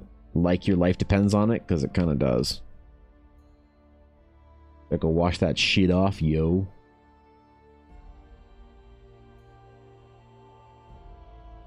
Absorb a lot of paint through your skin.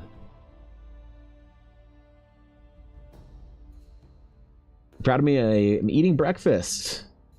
Let's go, dude. Right on. Good, high protein, high nutrient, supplement rich breakfast, I'm assuming. Something, what are we doing? Like egg whites and cheese with a protein shake and carrots? No, that's what I had this morning. Ah, shit. Wait, some people are allowed to have breakfast with flavor in it. I'm trying to do the egg white only thing right now for cutting, and it's tough, man, but I'm getting there. Hope your breakfast was delicious and wonderful. Healthy. A sausage, egg, potato, and cheese burrito. Alright. That sounds good. Lots of protein. Good for them gains, yo.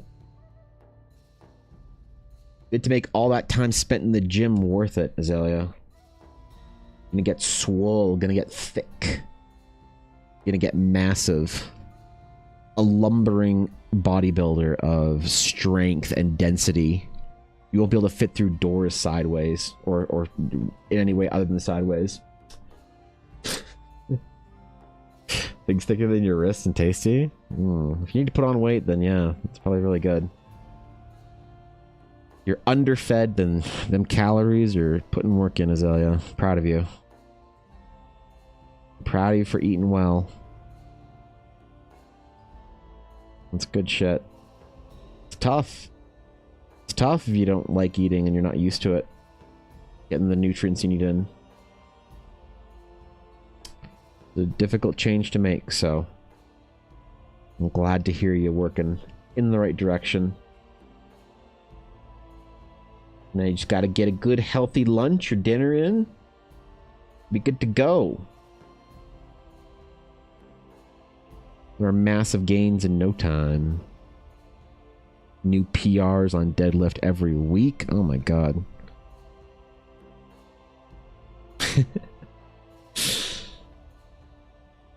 Plugging to art is the best thing. I get to the flow when I start to sculpt a lot of the time.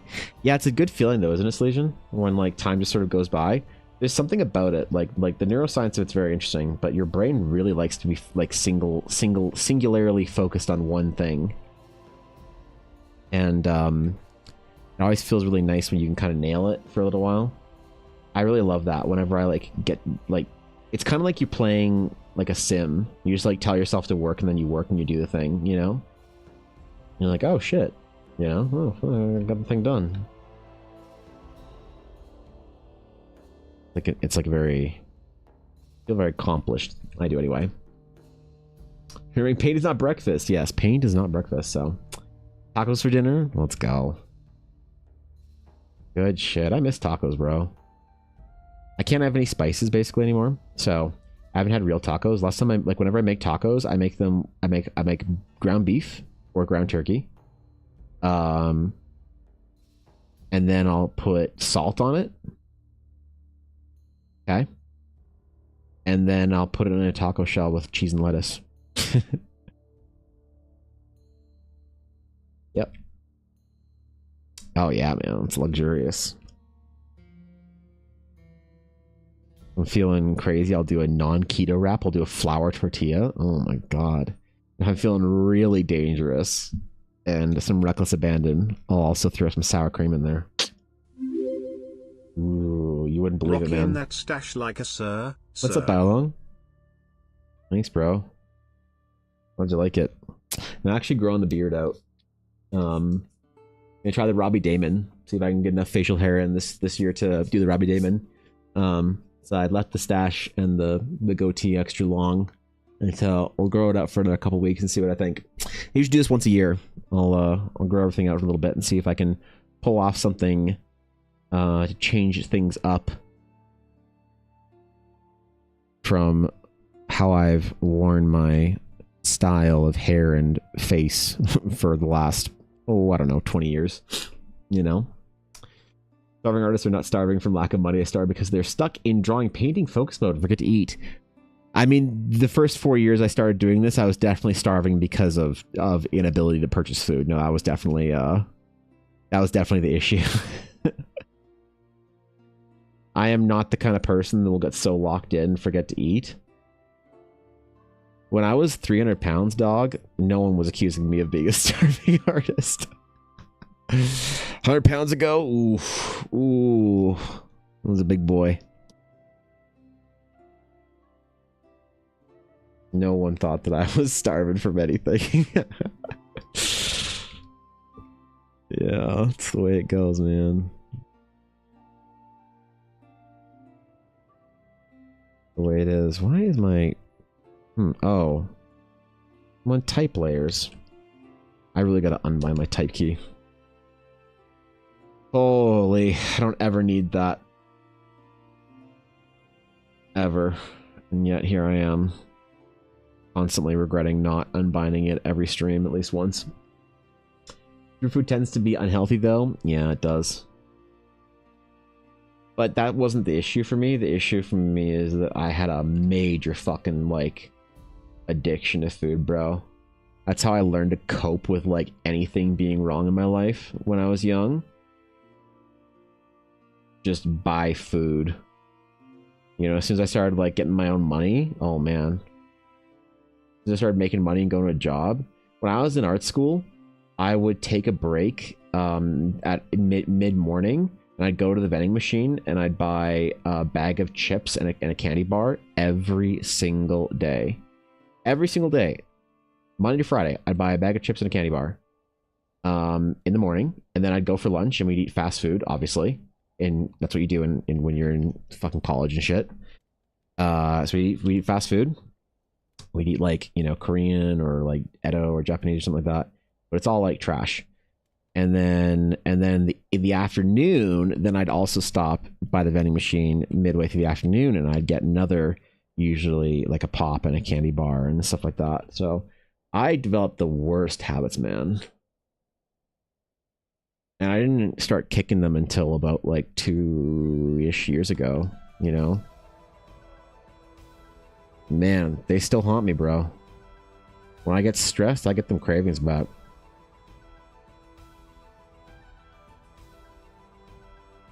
No, it wasn't just for lack of, like, you know, economic freedom to buy healthy food. It was a straight up hoggening. It was cookies are too good. Fucking Snickers.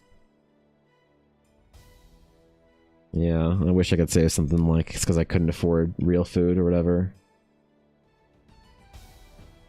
Nope. Not for me. Not when I was in my 20s. More of an ADHD thing, getting the zone time flies. No, I mean anyone can hit that focus, that flow state. That's not like ADHD exclusively. Most artists I know will get into that focus stage or flow state, and whether they have ADHD or not.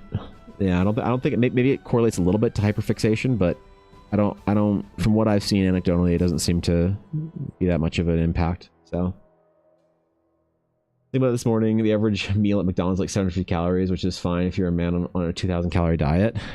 The average meal at McDonald's is 750 calories. not the kind of McDonald's I used to get. The kind of McDonald's I used to get would be a 700 calorie burger and then a 500 calorie fries and a 300 calorie drink. So 1300 calories. Yeah, you can eat whatever you want, dude, if you're under calories and you don't eat like shit and whatever. And you can, like, you know, maintain things and move around a little bit. And, like, you know, certain things like protein will digest differently and whatever. But it's all like small little adjustments. For the most part, yeah, dude. Like because don't forget, we would go for fast food every day and eat like shit. I was the only one that was fucking fat in art school, because the other guys, that'd be their meal for the day. We'd all go for fast food and they would just get the whatever they were gonna get, and then that's it. You know, that was them for the day. And then I'm sitting there at the vending machine 2 hours later, snacking, doing it. Oh yeah, man, it got bad for a while. You know, health potentially sensitive and taste meh. Well, there's the Trinity. There's healthy, inexpensive, and tastes good. And well, then also is like quick. And you can never have all of them. You need to pick and choose.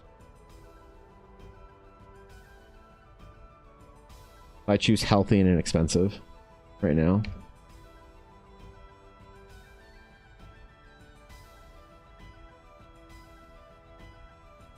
That's what I do. Those also have to deal with not having naturally fast metabolism. Yeah, it's fair. I mean, like, I don't know. I think I used to joke that I have a very slow metabolism, but I think that almost everyone I've met, since I started losing weight, I've helped a lot of friends that have been like, dude, I see you're down 50 pounds. Can you help me? And a lot of people that have said to me, like when you get, I think, a room of 10 people together that all think that they have slow metabolisms, 8 of them are full of shit. So you might be the one. But you got to understand, you got to look to your left and right and realize that 8 of the people who are just as convinced as you are all full of shit, and they eat like trash. You know, like, I was convinced that the reason why I was perpetually just overweight and obese was because I had a slow metabolism. You know, and I was just cursed. No, no, I was food addicted. There's a whole lot of cope that I went through, so that's always a tough conversation with a friend. They're like, yeah, dude, I don't understand why I'm overweight, man. I think I just have a slow metabolism. Like, you walk 400 steps a day and eat 2,300 calories, and you weigh 170 pounds. That's why I keep gaining weight. No shit, bro. It's not your metabolism. It's not your genetics. Like getting people to track their macros and stuff is game changing. Like, if you're tracking accurately for like a couple weeks and you're seeing patterns in there, absolutely, you can know for sure. But if you ain't ever done that before, it's crazy the amount of people that have no idea what, like, really is kind of expected of their metabolism and all that shit. So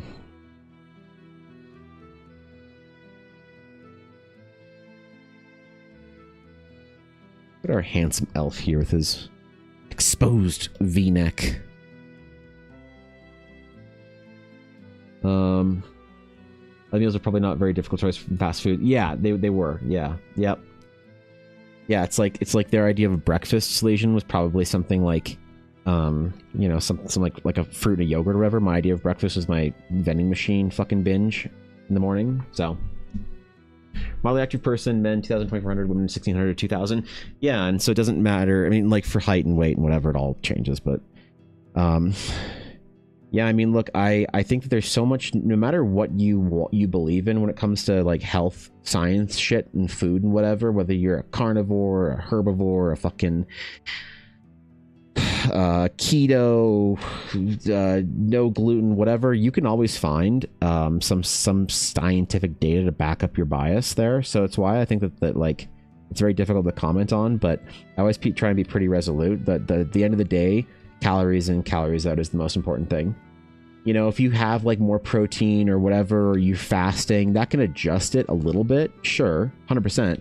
You know, if you're in a fasted state for whatever, and you're doing this, and then you're coming out of your fast eating properly, and you're eating like you know, high grade lean protein, whatever, it'll adjust that a little bit. You'll burn a little bit more, a little bit less.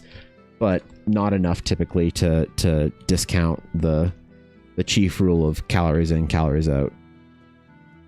And that's something I had to learn the hard way, man, because I spent a lot of time trying to figure out what the hack was, you know, what the cheat was. If I just fast, if I just don't eat carbs, if I do this or that. And any time that I've gone through my like sort of more, I didn't do a big weight loss this summer. I actually put on 10 pounds this summer, but for the past 2 summers when I've lost 40-ish pounds both times, like one summer I lost 50 and then put on a little in the winter and then whatever. Anytime I've done that, it's always been in a massive calorie deficit and training heavily. There's nothing else to it. Doesn't matter what I'm eating. Doesn't matter in what quantities. I try and eat lots of protein so I don't lose a lot of muscle mass when I come out of the cut. But at the end of the day, man, at the end of the day, what's running your life is hectic. Your body tends to be hectic. Yeah, that's true. Stress, cortisol. Well, yeah, I mean, cortisol impacts it a large amount.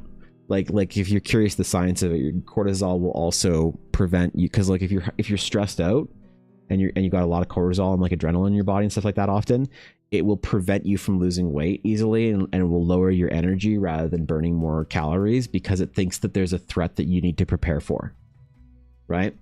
So it'll also make you lose a lot of your sort of central fat less. So if you have 2 people and one is extremely high cortisol and very stressed out and one person who isn't, and you notice weight loss, the person with more cortisol in their system will lose weight from their extremities and they're like the exterior parts of their body faster than they will lose weight on the interior, by a little bit anyway. It's not massive, but it's just interesting shit to think about or whatever, you know.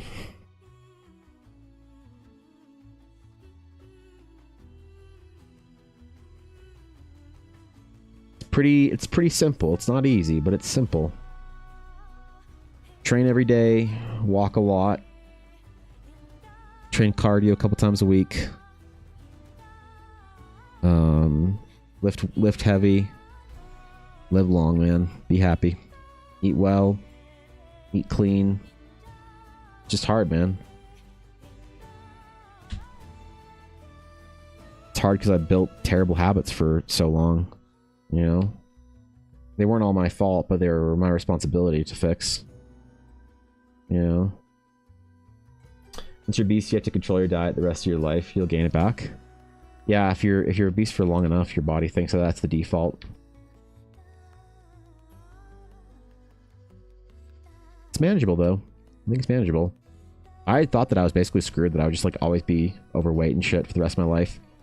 It took a massive amount of effort to change that for me. I'm still like very overweight, right? But I'm not technically obese anymore. I'm just heavily overweight. And I hope that probably by the end of next summer, like this time next year, hopefully I'll be at my target weight, which would be great. It'd be awesome. And I can think about getting big again, bro. Oh man, I put on some size, I think, this summer. Oh yeah, look at that shit. Oh god, man, those tries developed over the summer a little bit. Let's go, bro.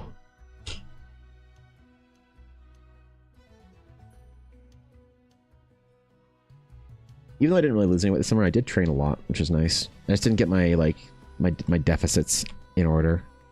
I kind of ate like in maintenance or a little bit of a surplus.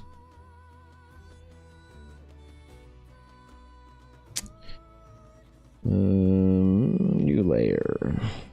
Fill belt. A little bit darker than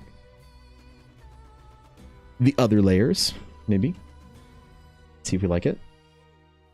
Bro, why is it hot in here, man? Holy. It's warmer up today. It's positive degrees in the Great Canadian Alps.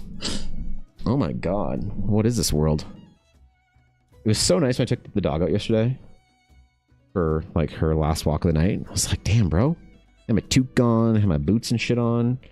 But I was like a little warm. A nice fall where I live? Never. Summer turns into winter in 3 days, and that's it, where I live usually.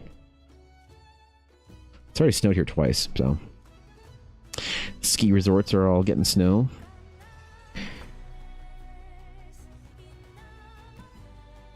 I always like want to get back into winter sports. Ella really loves snowboarding. She's like an avid snowboarder. But dude, like lift passes and shit are just so unbelievably expensive. It's like more than $100 a day now, which is ridiculous. But fuck that, man. All the sports we used to play, like golf and like winter shit, it's just so expensive now, you know?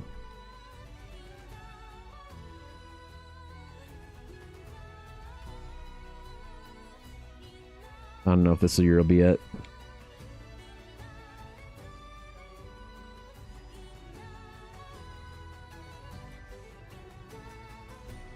All right, Mr. Handsome Elf, we're leading to the last little bits on here, I think. Physical impact of stress. Yeah, actually, that was Legion, right? Actually true, you know?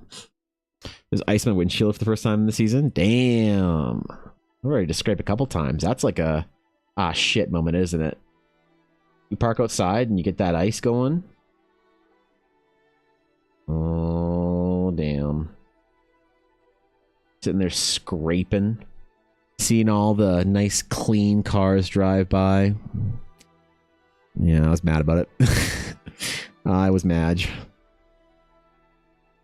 was not pleased with scraping windows. Ugh. I parked outside all through my youth when I was living at my mom or my dad's place. And it was like the biggest luxury in the world to be able to park inside once in a while in winters. Like, I never paid for that when I was in art school. Whenever I was in art school, I'd always pay for covered parking, but never indoor parking. So I was like a little bougie because I paid for the covered shit, but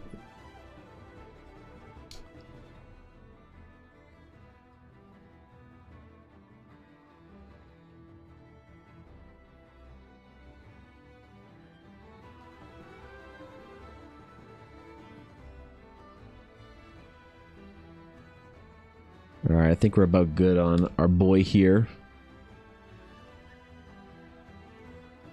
He's looking clean, man. I think I want to do some more sketching on his, some more depth on his hair, though.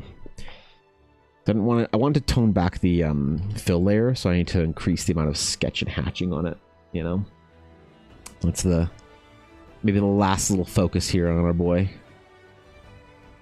And then Mr. Reinhold will be done. Keep asking for a carport, but then other stuff pops up we have to buy instead. The new HVAC or basement repairs. Yeah. It's like you can always manage, you know, parking outside, so. Like, that is the nice thing about living or working at home, is I guess you don't have to leave the house a lot often.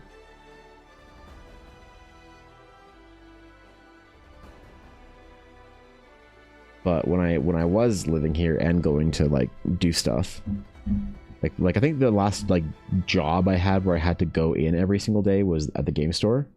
Man, dude. Man, that was rough, you know? Now, to be fair, the game store opened at like 10 or 11. Or no, it opened at 11, so I had to be there at 10 every day. So I didn't have to do rush hour, which is nice. Rush hour traffic, I feel like it makes people... It sucks the souls out of people. I think there's something about rush hour being around, like rush hour forces you to interact with people who are at the peak of misery in their life, and it forces you to have to deal with their shit. And every time I have to travel anywhere in rush hour, it's like, even for like a one time here or there, the amount of like misery I encounter during rush hour is like always unbelievable. It's shocking to me, you know? So I always think about how glad I am that I never have to travel in that. But even then, like, scraping your car at, you know, 9:30 in the morning to get to work by 10 was fucking awful.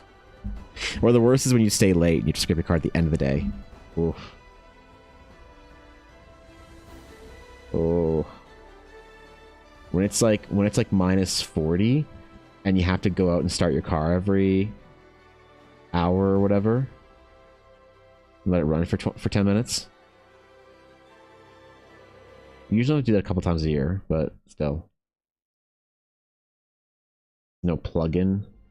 No block heater. Or maybe you live somewhere that actually has real weather. And then you don't have to deal with this shit, you know? I have to go. Alright, Zane. Take care, my friend. Be good. Good luck with your art pursuits. Creed or otherwise. Just have fun, dude. Have fun, enjoy the process. I have to take my children to school every day or no work gets done. Ooh, yeah, that's true, I guess. That's a pain in the ass. Ooh, yeah, because you have to be right in that rush hour time. Maybe I'll just homeschool my kids.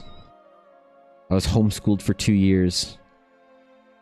My mom said, Evan, you're too smart. You're too smart for school. I said, yeah, no. She said, if you're feeling like a pimp, brush your shoulder off. I said, okay. I did. And then I homeschooled for 2 years and did 3 grades. And she's like, yo, you want to keep going and graduate when you're like 14? I was like, nah, I want to go to real school now. I miss having people around. So I went back into the regular school system. Gifted. So kind of the whatever, but not really regular school, but still. Regular enough. Regular school adjacent when you're in the gifted program. The GATE program, they called it. But I liked homeschooling. It was fun. Like I learned a lot about life in that time. Maybe I'll just homeschool my kids so I don't have to drive them anywhere. Ella, we need to homeschool our children one day. What do we do? You know, see how that works out. Hire a personal tutor to come teach them every day. At that point, you just hire a driver to fucking drive your kids to school. Holy. Got your big fancy corporate office job in downtown. One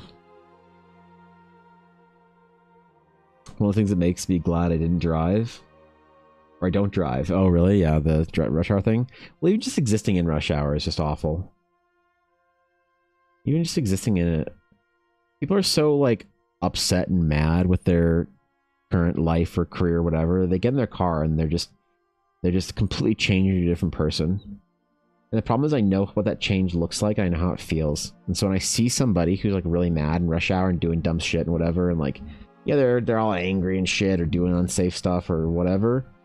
It's like, bro, I've never met a mentally healthy person and I've never met a mentally healthy, well-adjusted human that gets mad in traffic. You know, it's like people that leave like mean comments on the internet.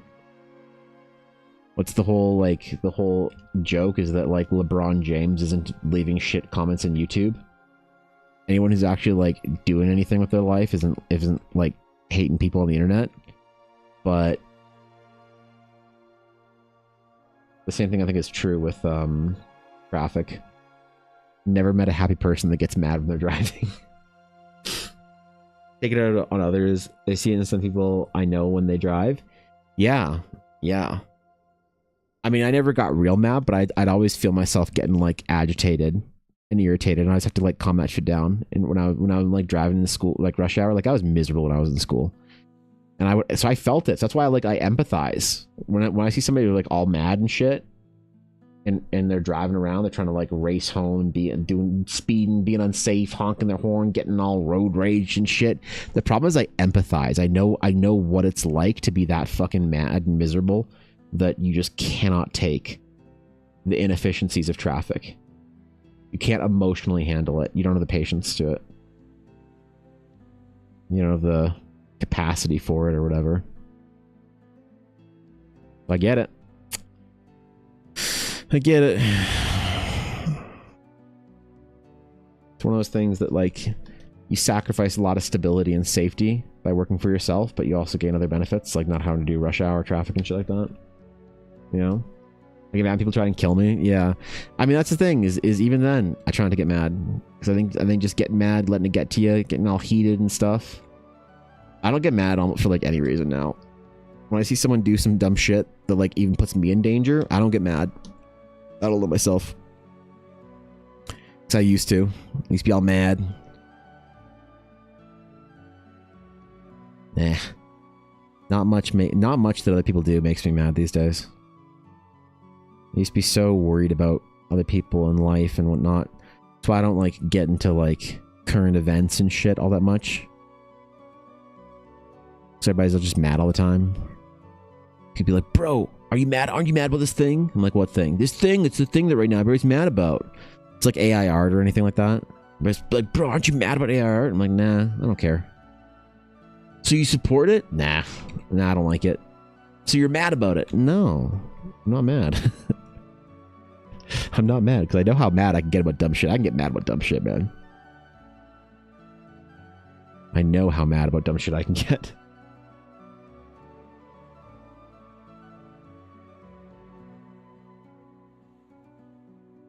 Oops. Ooh, he's looking handsome. Looking handsome. Also done by calling them incorrigible poop heads. That's pretty good. I don't know about that, man. Alright, I need to get a new water. And then we'll see what we think of our boy here. Just end the recording regardless. If I do any last little finishing touches, I don't need to record them. I already missed some from today because I didn't hit record right immediately anyway. So as long as like I always feel like as long as 80% of the recording is there, doesn't matter. Or like even less, like as long as like 65-70% of the recording is intact, you don't need to show every little thing. Okay, BRB.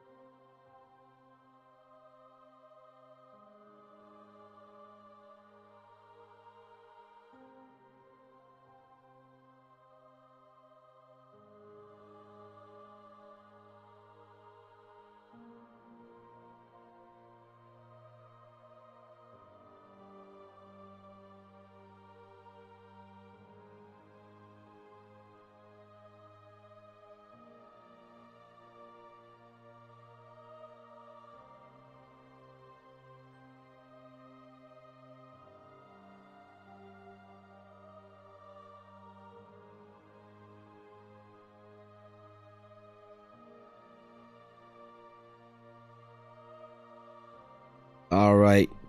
All right. I think our handsome stud of an elf. This is all we're going to do on him today. I think he's pretty good. I think it's time to sign it up. And I'll do a little bit of a little revision thingy pass later. What a guy, man. It was a great project. Ooh, how many more pieces am I going to sign with 25, man? I got to get used to that shit. Got to get, like, thinking about that 26 in there. Well, it takes me a little bit of adjustment period, so. All right, I shall have them delivered to you later, Silesian. Thank you for the request. I hope he works for you. This is actually probably one of my best pieces that I've done, I think. I really like him. Like the last couple that I've done, Tyranny, Valus, and this guy. 30 belt piece. Jesus Christ. Oh, God. Okay, dude. Okay, dude. Okay, dude. All right. Listen. Listen. I have nothing to respond to that, actually. Never mind. Yep, never mind. Yep. Fair enough. Fair enough. Dude, I'm like excited to get back to doing like requests and stuff. I don't think I have any like character requests in the queue. I think I just have sponsorship projects. I think this is the last character request in there. But I think I'm gonna open up. I'm gonna do it this weekend. I said I'm gonna open up the full body character designs. And I don't think people are gonna want them. I think they're gonna be too expensive for whatever, but I know there's like 2 or 3 people that said as soon as they're opened up, I'm gonna have to do characters for them. It's either that or adoptions, and I'm choosing this. Because I don't want to do adoptions. Not just yet. I'm not willing to incur the wrath of the furries. As I said, just yet. That or I'd go full in and try and earn the favor of the weaves. 30-piece chicken nuggets? What? There's nothing to do with belts. Like, that would be really funny if there was somebody who said, hey, the only visual description I have for this character is and then a precise number of belts, is they have 27 belts on them. That is the only description. Rogue, male, ranger and subclass that I don't know fucking ranger subclasses because who plays rangers, and 30 belts or 27 belts. No other descriptions, no other specifics, no other requirements. Nothing. Just a number of belts. Just you can roll the die. You can get 1d 100 minus a d20 belts on your character. And if you go into the negative, you owe me belts. That's right. You got to draw me a belt then. Oh my god, I should make my mentees draw belts. Oh my god, I'm going to. Oh man, somebody tell Alpha or Minnie I'm coming for them. I'm making them draw belts for their design project. You try to get a leather golem into D&D sessions with a big pile of belts. Well, you do have the art for Beltholomew though, right? You do have Thorkin's ancient art of Beltholomew, I assume, somewhere in your compendium of D&D monsters and art that accompanies them. Beltholomew is the closest thing we've gotten to the belt golem. Yes. Yeah, it hasn't posted. Yeah. Now, Thorkin's greatest piece, his magnum opus. He never will achieve the kind of work that came from that. So, it was made entirely of belts. Yeah, that's whew. How would that even work? Oh my god. You look like Lilu from fucking Fifth Element.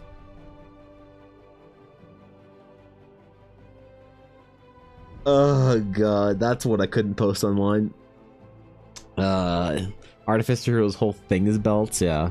Belts and trinkets. Bro. Maybe opening full character designs would be a mistake, wouldn't it? Maybe it'd be a mistake. Might be. It may just be a mistake. I might regret it immediately, so maybe I'll rethink my course of action. All right. We got some mer people to mer, some sword folk to mer. I mean, damn it. Some sword art on mers folk. Shit. Oh, okay. Do you want to do some design work for them, or do we want to do some actual usable, tangible, artable arts? Maybe we'll work on this for a little bit and see how I feel. Maybe we'll do some design work, but I got stuff to do, bro. We're moving. We're shaking. Normally, this time in my own workflow is when I take a break to play a video game for a little while, but I'm an art streamer. So when I finish a project, I have two choices. Start a new one or fucking end stream. And, well, we all know what I'm going to pick today, don't we? Considering how little I've been live. Oh, man. I miss streaming when I'm not able to do it, hey? I really miss it.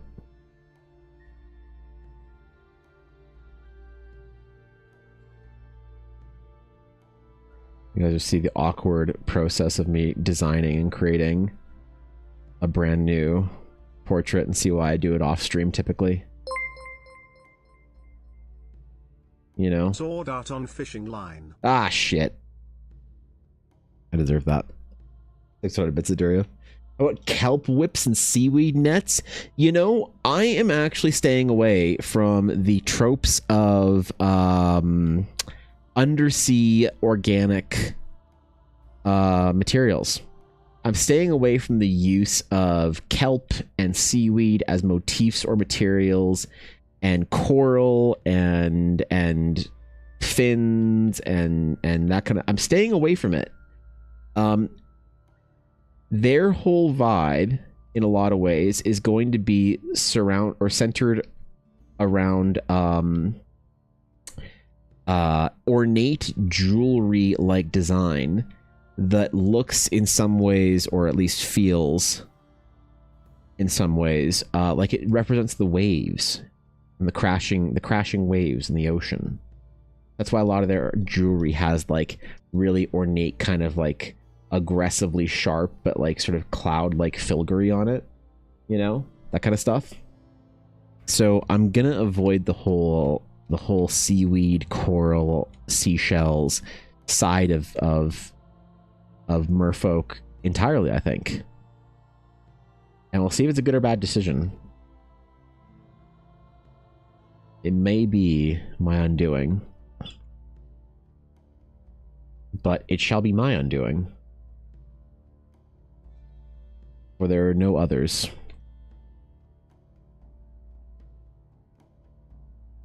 Gotta really figure out what their ears look like. I have Narya, but I don't really have any other designs for them yet. So we'll have to see.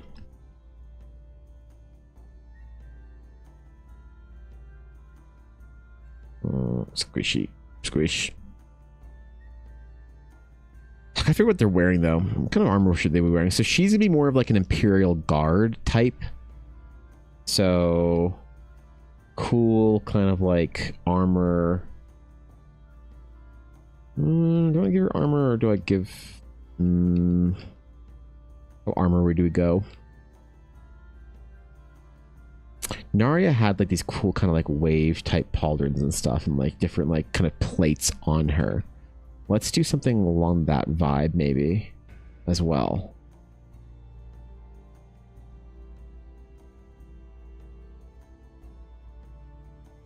See if that's something that looks good. And then big, huge gauntlets. Like very big.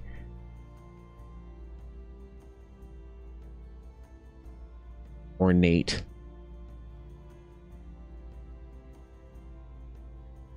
Well designed. Wave crested gauntlets. What little thug teenager mer people would make a game out of stealing anchors? stealing anchors. The problem is there aren't really any anchors here because the problem is all the merfolk in the Shrouded Sea live in like floating oceans. So if you were a boat and you were to deposit anchor, it would go straight through. But what if you made a flying anchor? Like you had an anchor that you had like a sky shard sphere, because you guys love orbs, and you put like an anchor through it, and then you had some kind of like bird or whatever, like flying creature on it that could like keep the anchor afloat or whatever, you know? And it's like talons on the anchor, and the wait, hey, I see what you're getting at. Fucking propaganda. All right, okay. God damn it.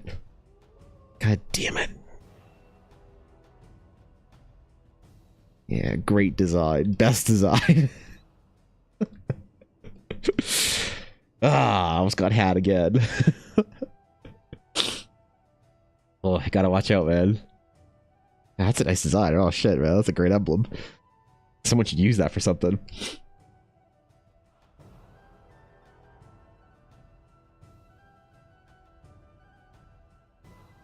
Having floating anchors actually is a great idea, you know? Curious, have you drawn Dragonborn? When you mentioned full character design, my brain goes, what NPCs are important, but I don't have any imagery for, and now I'm plotting for the future. I have not drawn a Dragonborn in a long time.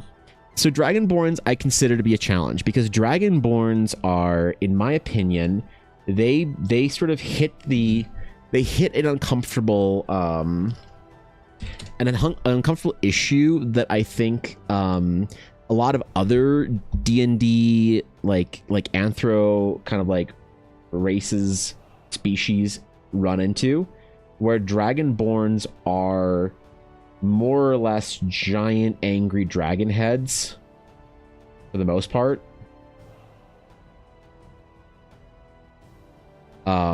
But the problem is that they're stuck onto like humanoid bodies. So all the problems that you have with like expressive anthropomorphic characters, I think Dragonborn suffer from. Okay? So the problem with a lot of anthropomorphic designs, in my opinion, is that if you have an anthropomorphic character design, but you want to make them emotive, they automatically become cartoony. Right? And there's no way around it. And so if you're drawing like your cool Dragonborn paladin or whatever, and you're okay with them being like this big nasty like toothed dragon type thing, then that works. But the problem is that one of the reasons why I don't accept anthropomorphic character designs is because there's only really one way that I can draw them for them to look good, and that's for them to be like pretty serious. So if you get somebody asking for like, yo, I've got this Dragonborn bard who's like the life of the party, he's always in a good mood, you know, big smile on his face all the time. One of the issues with that is that I don't think I can draw your cool Dragonborn whatever smiling and happy without it looking fucking stupid. And so I just don't. Right? So I don't have an issue with drawing Dragonborns necessarily, but they do 100% fall into the furry camp of anthropomorphic designs. So like I don't mind doing it, but the problem is like once you want your Dragonborn to like, it's kind of like, you know what the biggest problem with the Drakthir in World of Warcraft?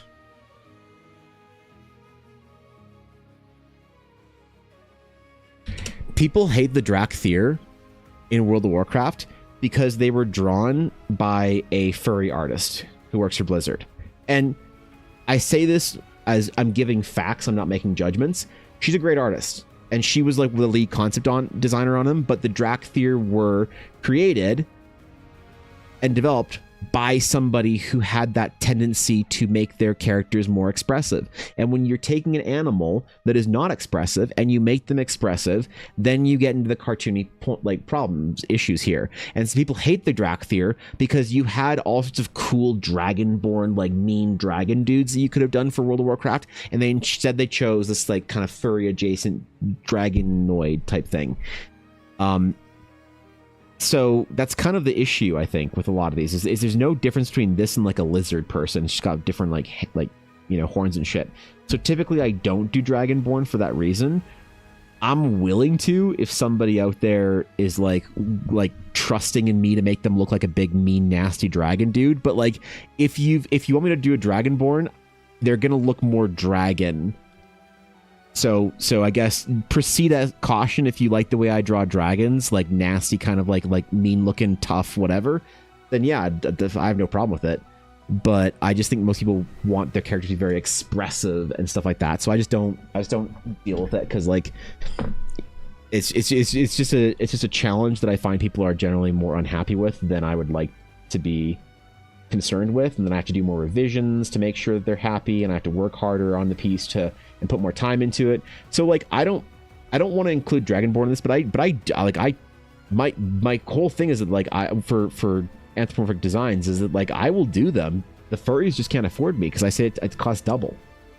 And they're always like, oh, furries have infinite money, until you tell them how much something costs, and then they don't have any money at that point in time, which is like fine, whatever. I don't think a piece by me would be worth what I would charge a furry client, so I'm not like mad about it or whatever. Dragonborn are a similar problem, but people don't often associate them with like being furry or whatever. But as soon as you have a character that's an anthropomorphic design that's expressive and emotive, and like I want them to have deep, contemplative, sad eyes and a big smile, and you're like, that's not really going to fit into the kind of work that I do. It's too cartoony. So I just don't typically take pieces like that. But it's not like I have a rule against it or anything, you know. It's good to see you, Taku.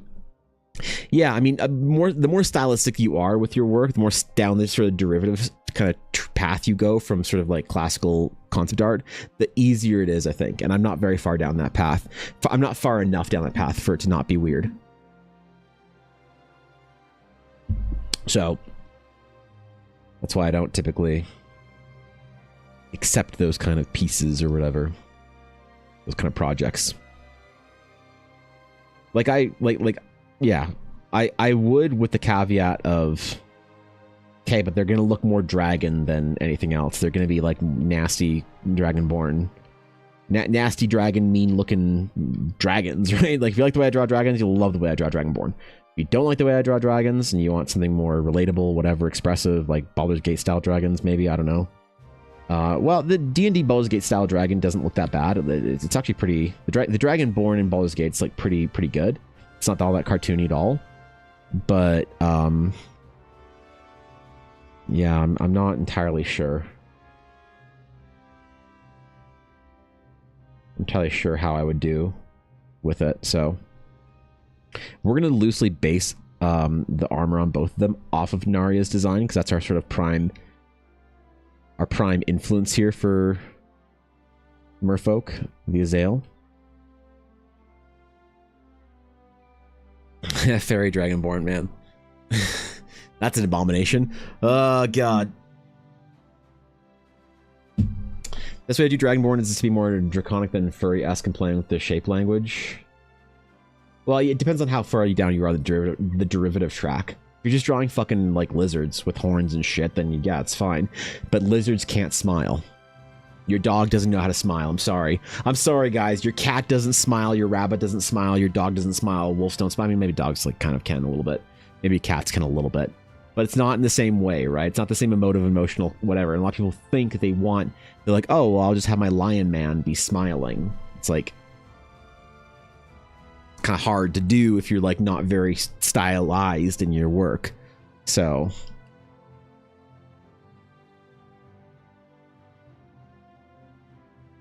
Yeah, I don't know. I'm not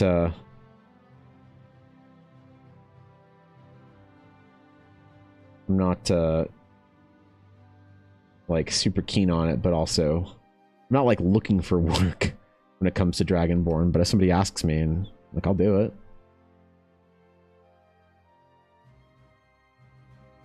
Nobody's like asked me yet.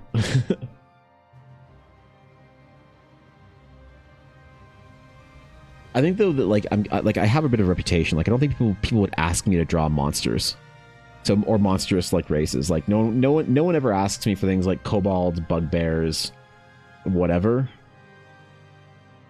Anyway, so it's not that big of a deal, I guess. Like it doesn't impact things.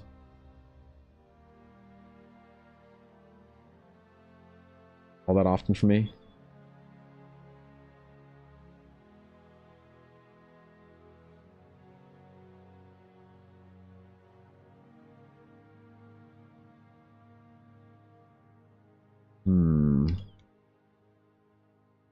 All the Azael have to be somewhat jacked.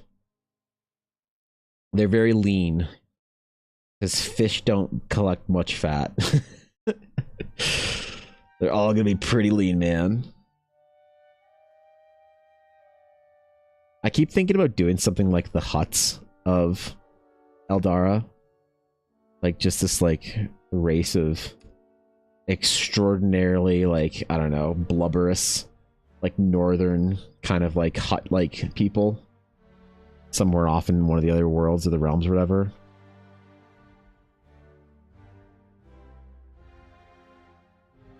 I feel like they need it, you know? Nice you too as well. How are you? I'm good. I've been around for a while, Taco. I've been dealing with putting some fires out, some emergencies and whatnot. So I haven't streamed about 3 weeks before today. So yeah, I'm trying to get back to it. I was AFK from life for a while there, so I am out of the loop on everything. I don't know shit. Drama on Twitch, art news, D&D, anything. I'm completely out. I don't know what the fuck's going on with anything, bro. So I gotta catch the fuck up, man. I gotta figure out what's going on. Gotta get back to work. Holy. Yeah, I'm good. I'm just chilling.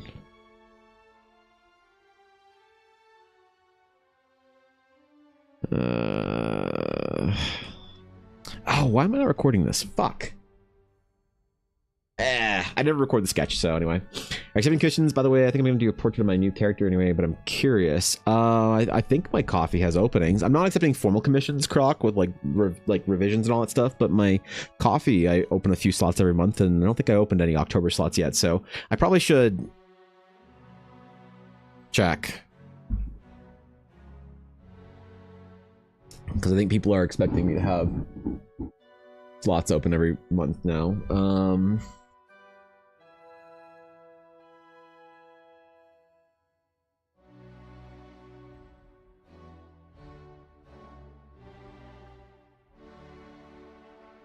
Oh yeah, I do. Yep, I opened my October slots. There's still 5 left. So, yeah.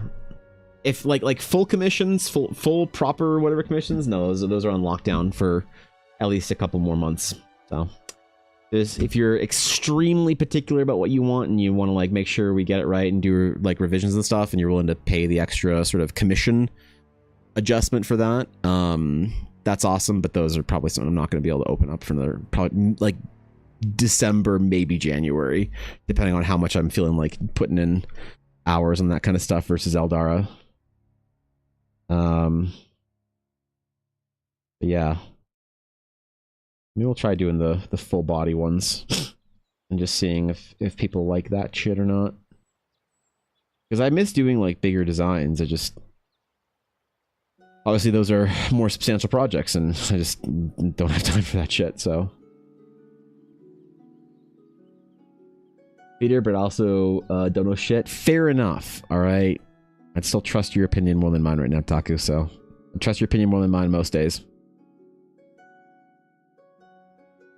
General days of the week. Oh, my brush, dude. It's too small, man. Alright, what do we want out of our Azael? Kind of want to give them like asymmetric, kind of like. That was my Google talking before. Fuck you, Google.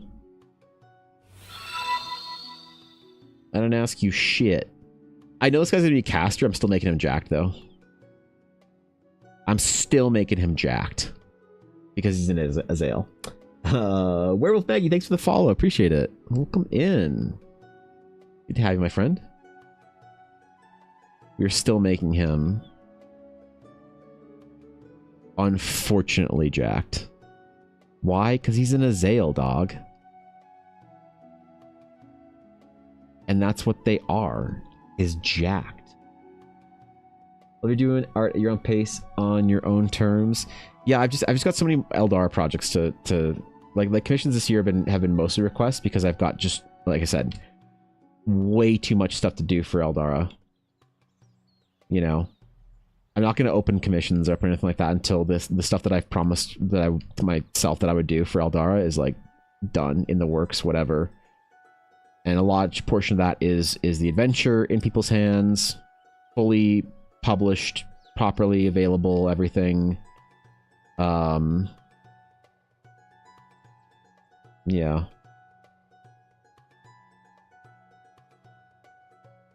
You put a naval on a Merfolk. Probably the same spot, right?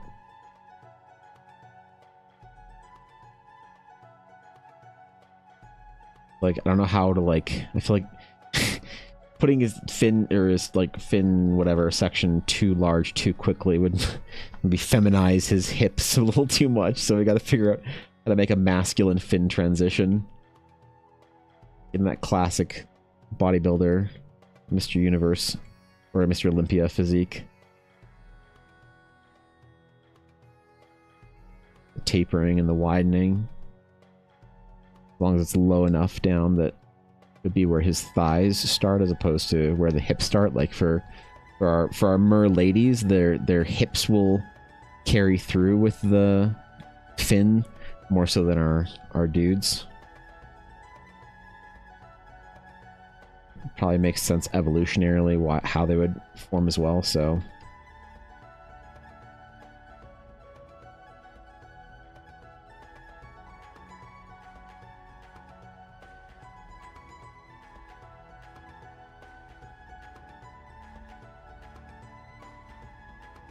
Kind of like astral sage looking shit or whatever. His merladies, often shortened to milady. Ah, yes. Well, I'm not modding any Reddits right now, so I don't think I'm actually allowed legally to say the term milady more than 3 times a week. Yeah. If I do, you have to have a Reddit that you mod for, or a VTuber, and then also a they send you the fedora. So yeah, thanks to Daria. Boot on the full body comms. Currently working on one right now, and I'm at a phase of just wanting it done. Yeah, I'm trying this year to that phase kills me, Taku. I'm not strong enough. Like I like to think I'm professional enough to get through those phases, but when it comes like for graphic design, I could do that 100%. But when it comes to like character design, illustration, stuff like this, I can't handle that phase. If I feel like I just want a project done, I don't know, man. I always feel like I need to not put myself in that position, because it's just something I'm having a hard time recovering from every time. So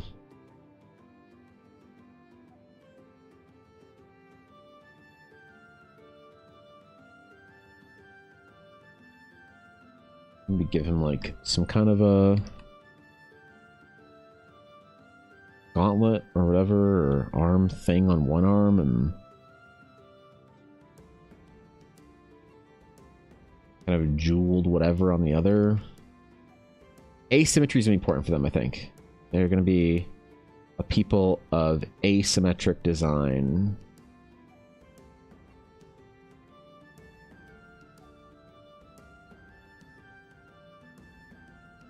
I had like a big long conversation with my little mentees about protecting your passion, not taking projects that make you hate doing what you're doing.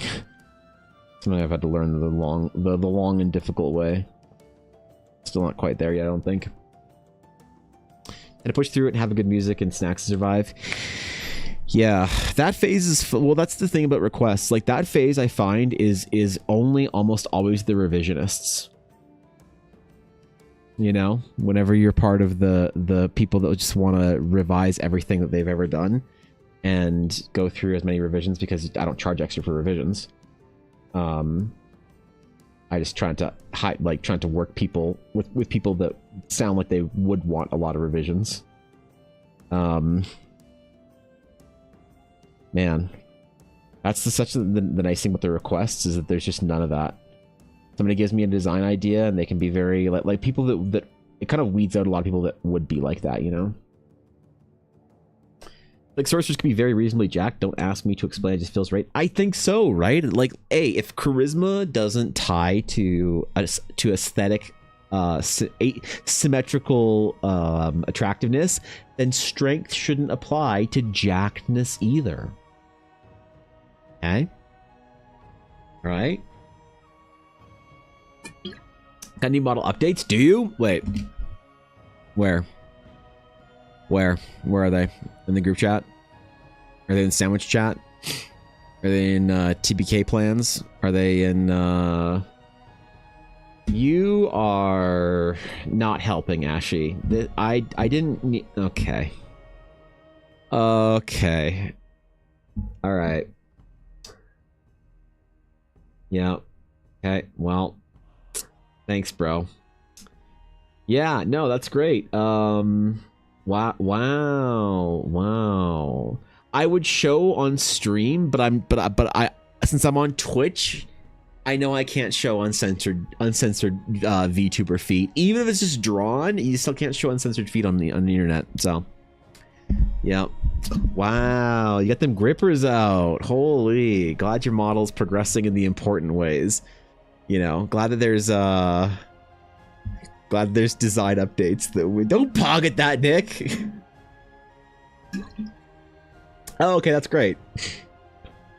Hey, those boots are so cute. What the fuck? I love that design, actually. That's great. Phenomenal. Yep. Looking good. Looks good. Looks good. Can't wait. Can't wait for our Oshi to come back. Mm-hmm. That's why I say I usually do 3 revisions at the end, but try to urge them to say that they don't like something early, if that makes sense. A lot of people in my case would hold back something if they didn't like it until the end. Yeah. Yeah, it's easy to get. So like the designs that I do, like for approval, I will go way farther on designs, I think, than a lot of people before I like accept any monies. You know, like if I'm doing a piece like our boy here, the delete sketch is usually where I'll get to before I would like do revisions. So like the entire piece, you can imagine being somewhere along this level of finished. So typically what I've found is that if somebody doesn't like something with the design, they can know pretty early. But like the problem is if this is like a big like full body piece, sometimes it's like a 3 to 4 hour like long sketch before I even think of like taking money or from them or whatever. I know it's crazy. That sounds insane from a lot of people. Like other artists, like Steve Sketches thinks that I'm a fucking lunatic for doing that. But I find that by this point, if somebody doesn't like this and is asking for a ton of revisions, little revisions are fine. But if they're asking for a whole bunch of stuff and they're being very particular, and I get the hint, the buzz, the tiniest spider sense tingling that they're going to be picky through the process, that at that point in time, I'll be like, hey, that's the design I got, and I feel like you want something very different from that. So, you know what? Fair enough. That's all good. Thanks for considering me. I'm not going to take any of your money. Sorry to waste your time. See you later forever. And the thing is, it's bad advice, but for me, it works. It's way more comfortable for me to get that far into something That's why I do unlimited revisions if somebody wants, because if we get that far and somebody's like, hey man, I fucked up, I thought this was gonna be okay, I don't know why, I'm like changing my mind, doing whatever, like I'm so sorry, but it's like, can we just change this? I want them to be happy at that point in time. At that point in time, they're paying enough money that I want them to be having fun and enjoy the process. And so if it's going to take me, some pieces are very easy, some clients are very easy to work with, and some people, you know, are a little more difficult. And I find it all averages out and evens out for me. But in general, that's the way I avoid it, and I don't think it's a good way of doing it. So, but it's one that works, right? Let me try to see it in your glasses reflections. Oh yeah, the exposed ashy VTuber feet. Yeah, right. That's right. I'm wearing glasses. I forgot, bro. People can see everything. They can see my DMs. They can know all the big YouTubers and TikTokers I'm working with. They can see the collab schedule upcoming. Bro. All the mysteries are going to be spoiled. All the EBA. It's over. I don't even have like a big old gauntlet on this arm. I don't know why. I don't know what it would look like, but something that kind of looks like an Astral Sage piece or whatever, but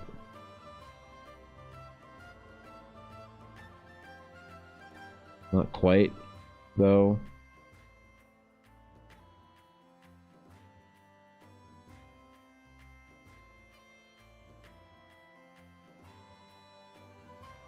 We also have her spear going through it, so... Or a staff. Forgot. Not a spear. She has a spear. He has a staff.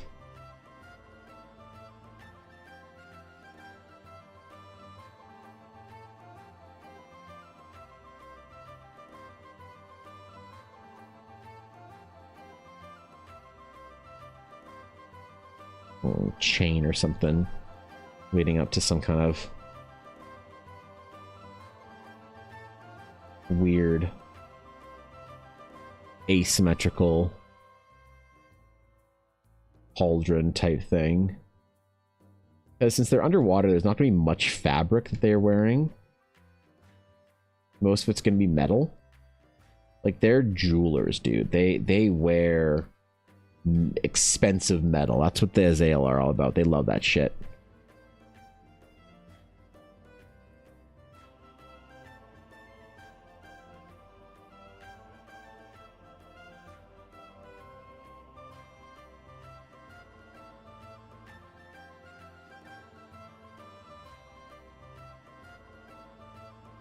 Everything just seemed like it's jewelry. Fancy Russian-made jewelry. Very ornate. Fabergé. I think your stream is that HD? Yeah. Damn. I don't got that extra bonus Twitch... my camera is, but you're right. Look at that bonus Twitch partner levels, bitrate, and everything, so... Not that HD. Shit. Fuck, man. That filter. Well, the original design that we're working on for the Azael, the only Azael piece we've done so far is this one. This is a couple years ago. So this is the theming. So chains, wave pattern, filigree, weird kind of like fin, spike, hook, sharpness things. So this was a piece done a long time ago. This is now going to be the updated sort of thing for them as like a player selection, like character selection screen type thing. So it needs to be unfathomably ornate, that it just forms this like weird texture almost. Again, jewelry more than the kind of the organic sort of things you usually think about with like merfolk, mermaids, seashells, seaweed, things like that. We're thinking about waves, lanterns, and jewelry. That's our. If we're talking to our artists, the art director has said keep those three things in mind with them. It's what the writing team wants to communicate, so I have to like adequately art direct myself on this one. Keep that in mind.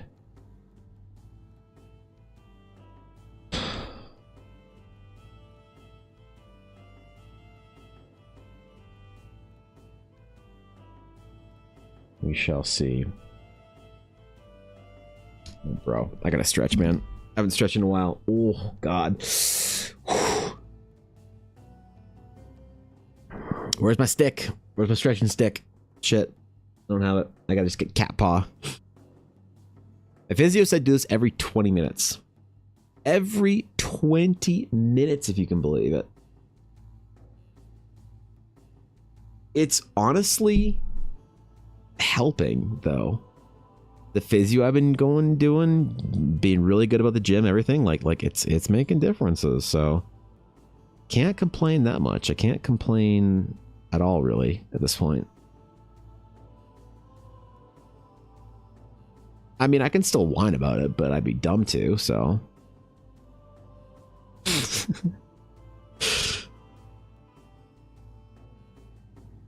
There's a couple other exercises and stretches that work, but this one's a big one.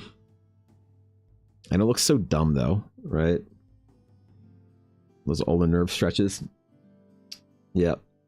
Yeah, what's up, Obsevi? Good to see ya. It's mostly the right arm, but I try to do both of them at the same time. This is the one I really need to focus on, so. Maybe, ooh, look. Maybe I gotta get my band, actually. Yeah, I gotta be responsible. Every couple of hours, I have to, like, while I'm working, I gotta do the band one. The band stretches. Even though it looks dumb.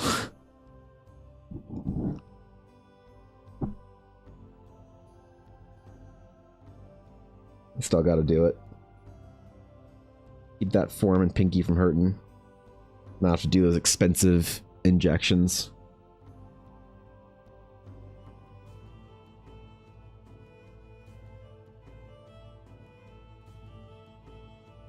Yeah. Good enough. I'm doing like right before, right after stream, but midpoint is important, I think. I notice my hand's starting to cramp up. I'm starting to hurt a little bit. I want to get through at least a little bit further on these designs for the day, so. Gotta end our Friday on a... Well, actually, we already got one piece done today, which is pretty good. Pretty decent, if you ask me. That was great so far. Thank you, I appreciate it. We're trying to do concept art for these like merfolk people that I did for my D&D adventure that I'm writing. So we gotta make like a proper looking like character selection thing. So it can be like the Azael, and then have like some information about them, and then have some like stats or whatever and things. So think about it like a character selection screen. So we're doing 2 of them, just looking all heroic and stuff off into the distance at whatever heroic people look at in distances.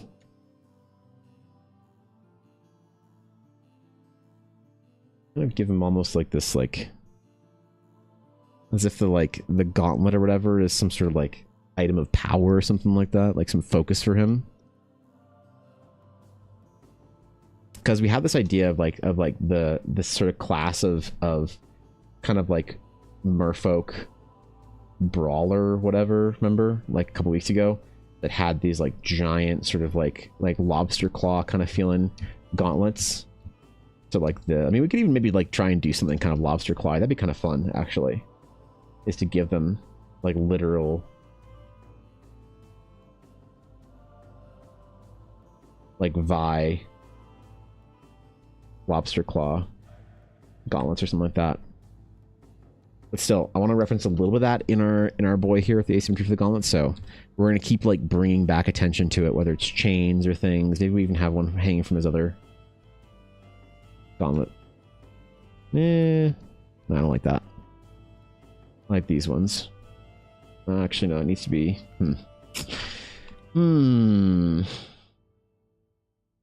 Give him a large pendant. I think Narya had a pendant, right? Yeah. This like, so the Azael also, their main sort of sigil is this like kind of like leafed ring thing we have here. If we can reference that a couple times in the design. I think that'd be good. I think I actually did one, didn't I? Crest design? Yeah. Okay, all right. So we can reference this sort of like crest a couple of times, maybe.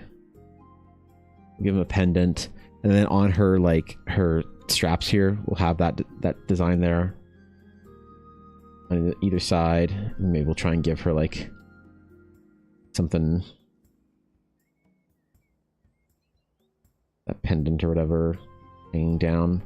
Is they're gonna have like tail jewelry? I think we did that with Renaria a little bit. We gave him tail jewelry or adornments. One down here, but that's it. So we'll push that design a little bit because I really liked it. The idea of there being sort of like some kind of plating there, especially in the warrior like class, like kind of maybe like, I don't know, somehow affixed to her scales or whatever. Our sage is going to be a little more like we're gonna use lots more of these sharp sort of like more of this sharp design on hers than his. So maybe this little piece is kind of like not really productive for us. Kind of smooth that out a little bit. More of like, I guess for our sages and casters, we're gonna looking at kind of the leaf pattern, but for our warriors, it's gonna be more kind of sharp, convex as opposed to concave shapes. So breastplate, I guess. Yeah, I don't know. I mean, I think, yeah. It's not like any of the armor is like super functional on either of them. It's more adornments and whatnot, so I don't really know how to do that for them, but and then also our sage is going to have different fins. We're going to give him different, more dramatic looking fins, I think, going down the side of his body. Let's get some rough shapes in here just so I can actually think about what we're doing for our boy and our lady here.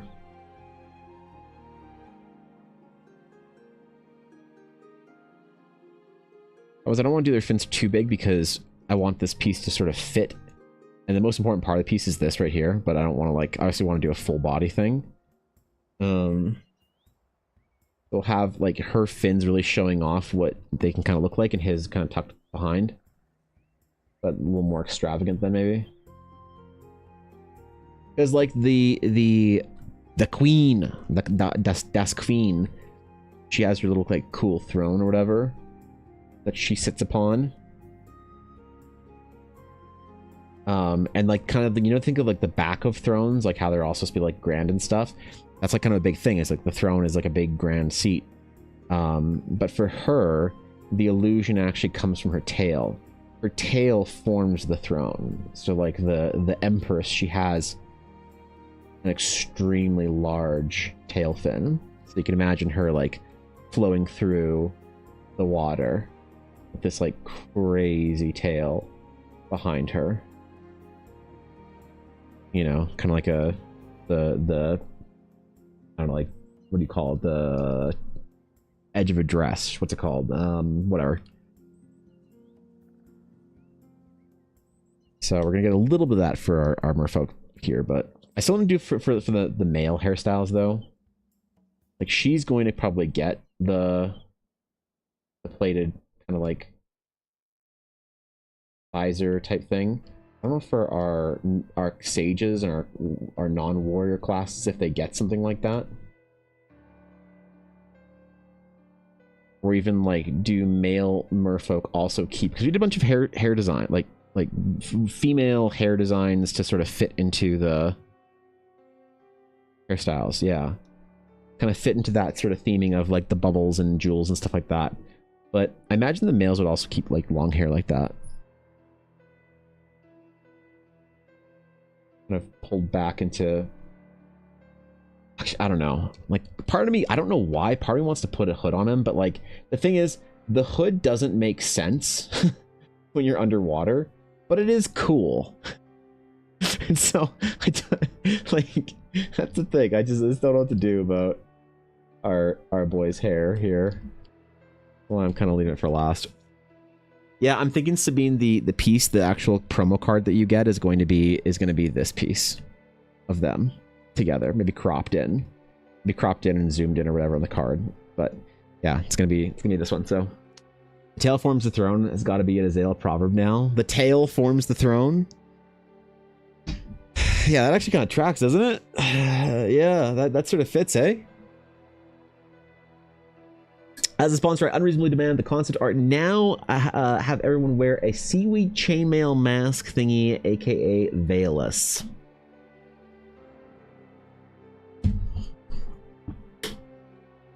Fucking Critical Role fans in my chat. Where do all of those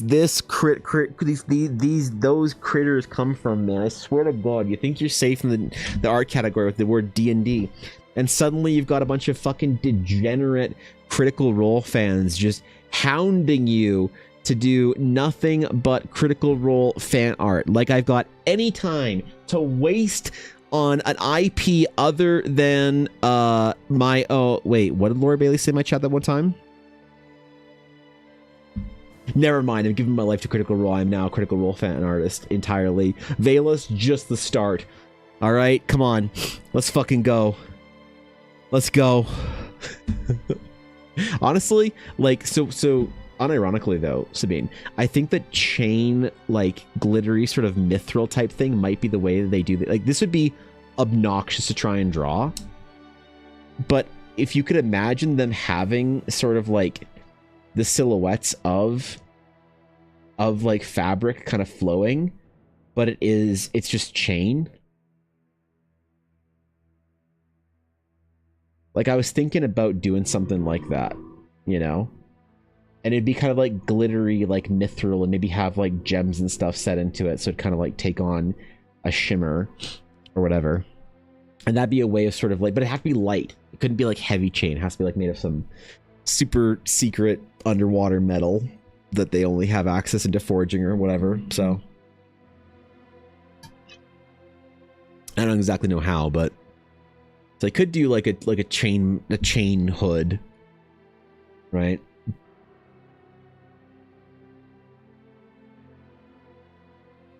But that feels like not a great sort of representation of our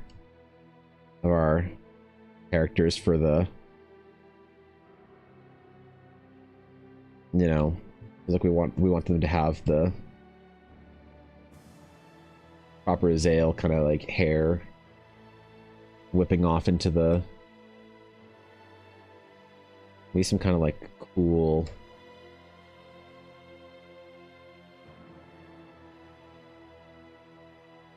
Azale sage crown type thing.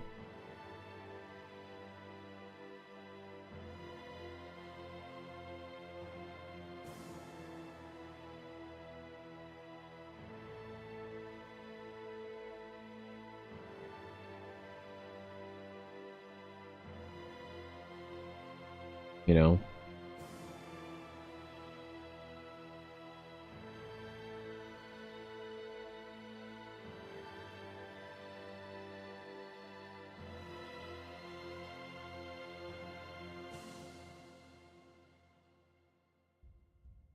I don't know, dog.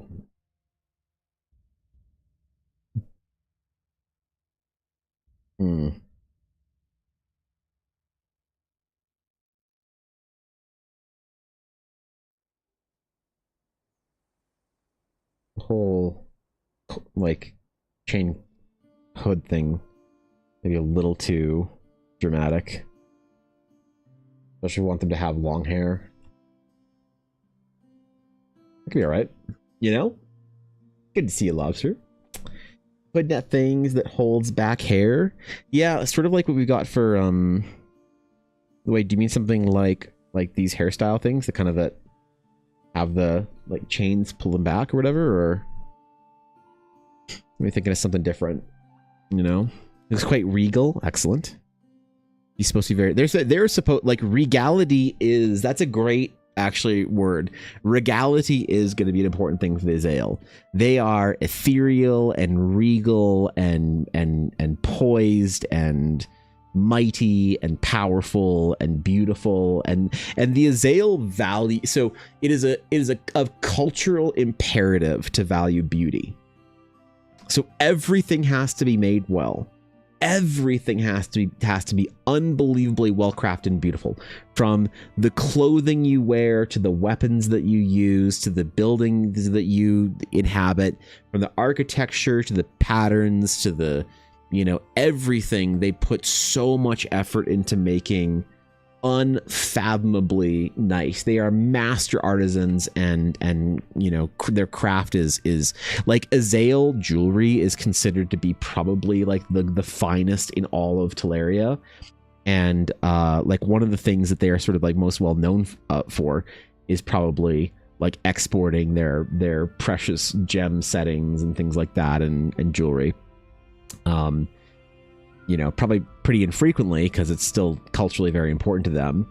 But the whole idea of sort of ensuring that everything is sort of like patterned to the waves is almost like a bit of a religion to them or whatever. So these nets that wrap for, or nets that like wrap for the hair because they basically pin the top of the head, but they keep the hair down from going all over. Oh yeah, okay, I think I know what you mean. Yeah.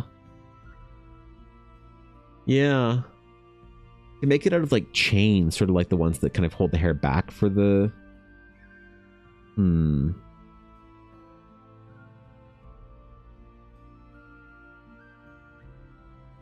Monka,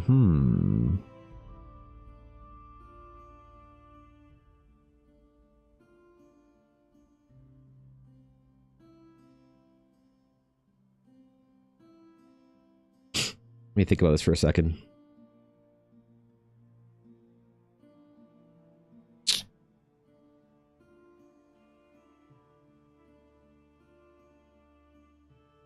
Yeah, and like braids are going to be a big thing too. Braids woven with chain.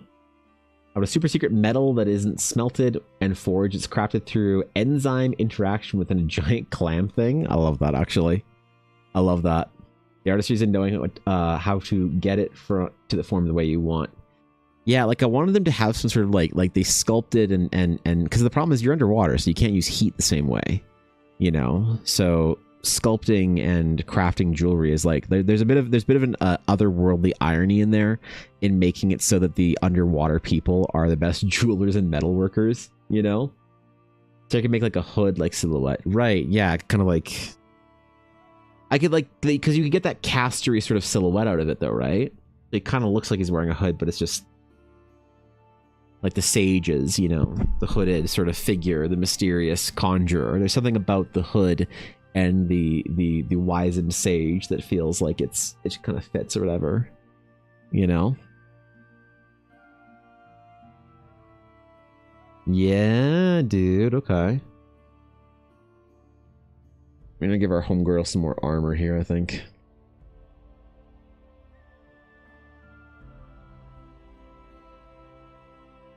Some more plates. Because so Narya is this is supposed to be a like royal guard, more or less, for the Empress.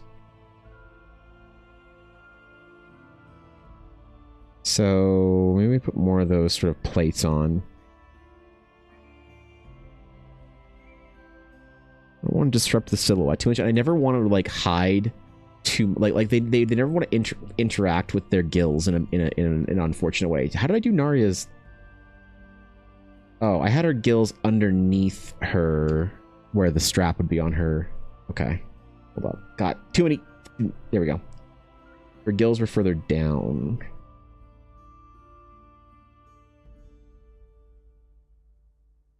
Fair enough. Fair enough. Where would that be on a humanoid? Where would you have gills?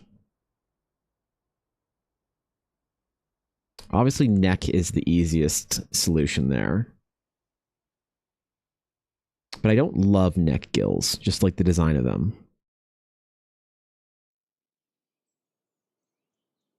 So if you have a rib cage, though, that's the problem. It's like trying to figure out dragons and any creature that has, like, trying to think of the anatomy of it.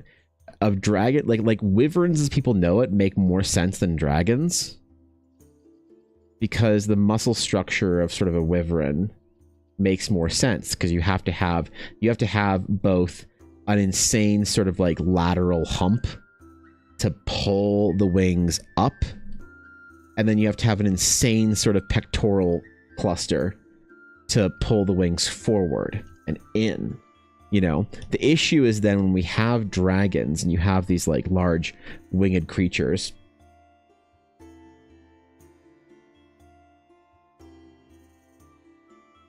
and you want to give them arms, it's like the arms need to go underneath and have their own sort of like miniature set of pectoral muscles.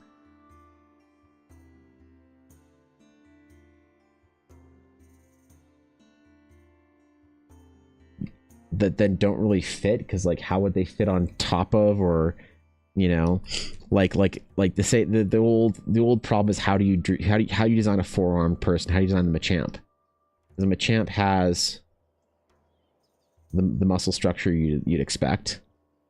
You have to have like an additional pectoral section that fits underneath the arms, and like an additional, like, has to be layered on top of itself. Which is strange. Dragons are like even more strange, because it's like the arms need to come in front of, not just below, but also in front of the wings. So trying to figure out like gills. You've got like a rib cage.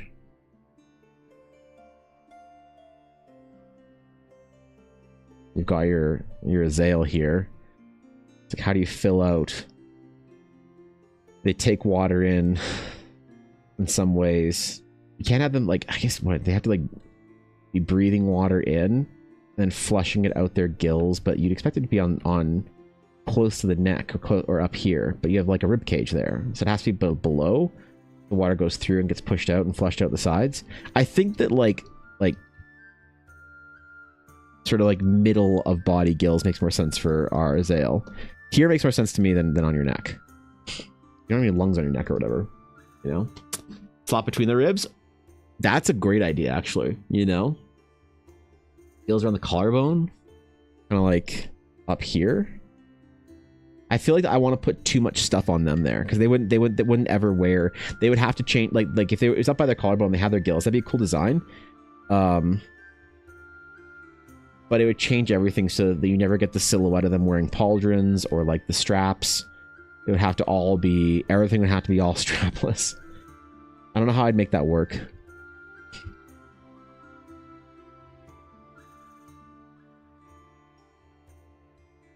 Almost have like a Greek sort of like feel to maybe their helm structures.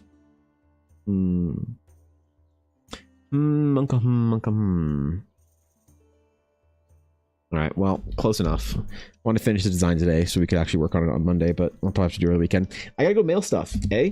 Because people did pre-orders for things. I gotta mail the things. I gotta mail prints and stuff, and Ella's gone today. She's gone, so I have to do this myself. My personal assistant, she quit for the day. She quit, and if I gotta get to the post and stuff before it closes, because I think Ella, she did help me like patch things up. I think we have to use a service that goes through post, kind of. I don't know. She figured it out. She knows what's going on with it, but she said that things can be mailed, but I have to pack everything up and take them to one of two places today. So I might be driving into town for a little bit. So I'm gonna make sure I have time to do that. So I was gonna get off around 1. Which, by the way, thank you everyone who pre-ordered posters and stuff. And fucking posters. Jesus Christ, I'm thinking poster tube. Excuse me, pre-ordered prints. The full line has been completed, and I basked, and I'm thinking about making a video out of it, actually. My first like proper YouTube videos about how I make my like formal art prints or whatever. But anyway, yes, we got one character done today. Got pretty far on the design here. I'm pretty happy with where we got, actually. I like in particular, I like our guy on the left here. The merfolk on the right, our female warrior cast one, I feel like is obvious in some ways. Our sage, our caster in our male, I think was less obvious, and I'm really, really happy with some of the designs that we got out there. So thank you for the help. We still need to think about mechanics for these guys, because we don't know what the fuck's going on with them. We don't know what they're gonna do. Maybe we just give them Magikarp's Splash. It's not very effective. Oh well. Thanks for chilling today, guys. Appreciate you. Thanks for chilling this week. Sorry I've been gone, but I'm back now, and I'm excited. So I'll see you all tomorrow. No, not tomorrow. Fuck tomorrow. Tomorrow's Saturday, isn't it? Shit. I'm not allowed to stream on the weekends. I have to do work on the weekends. Shit, then I'll see you on Monday. Okay, cool. Until Monday, my friends. Until then, have a incredible weekend. Play some games. Relax. Get ready for spooky season. Pop in a Harry Potter movie and make some fucking caramel corn or some shit, bro. Just get cozy, dog. Unless you live somewhere where it's actually warm and you don't get fall, in which case, enjoy the beach. Okay, bye.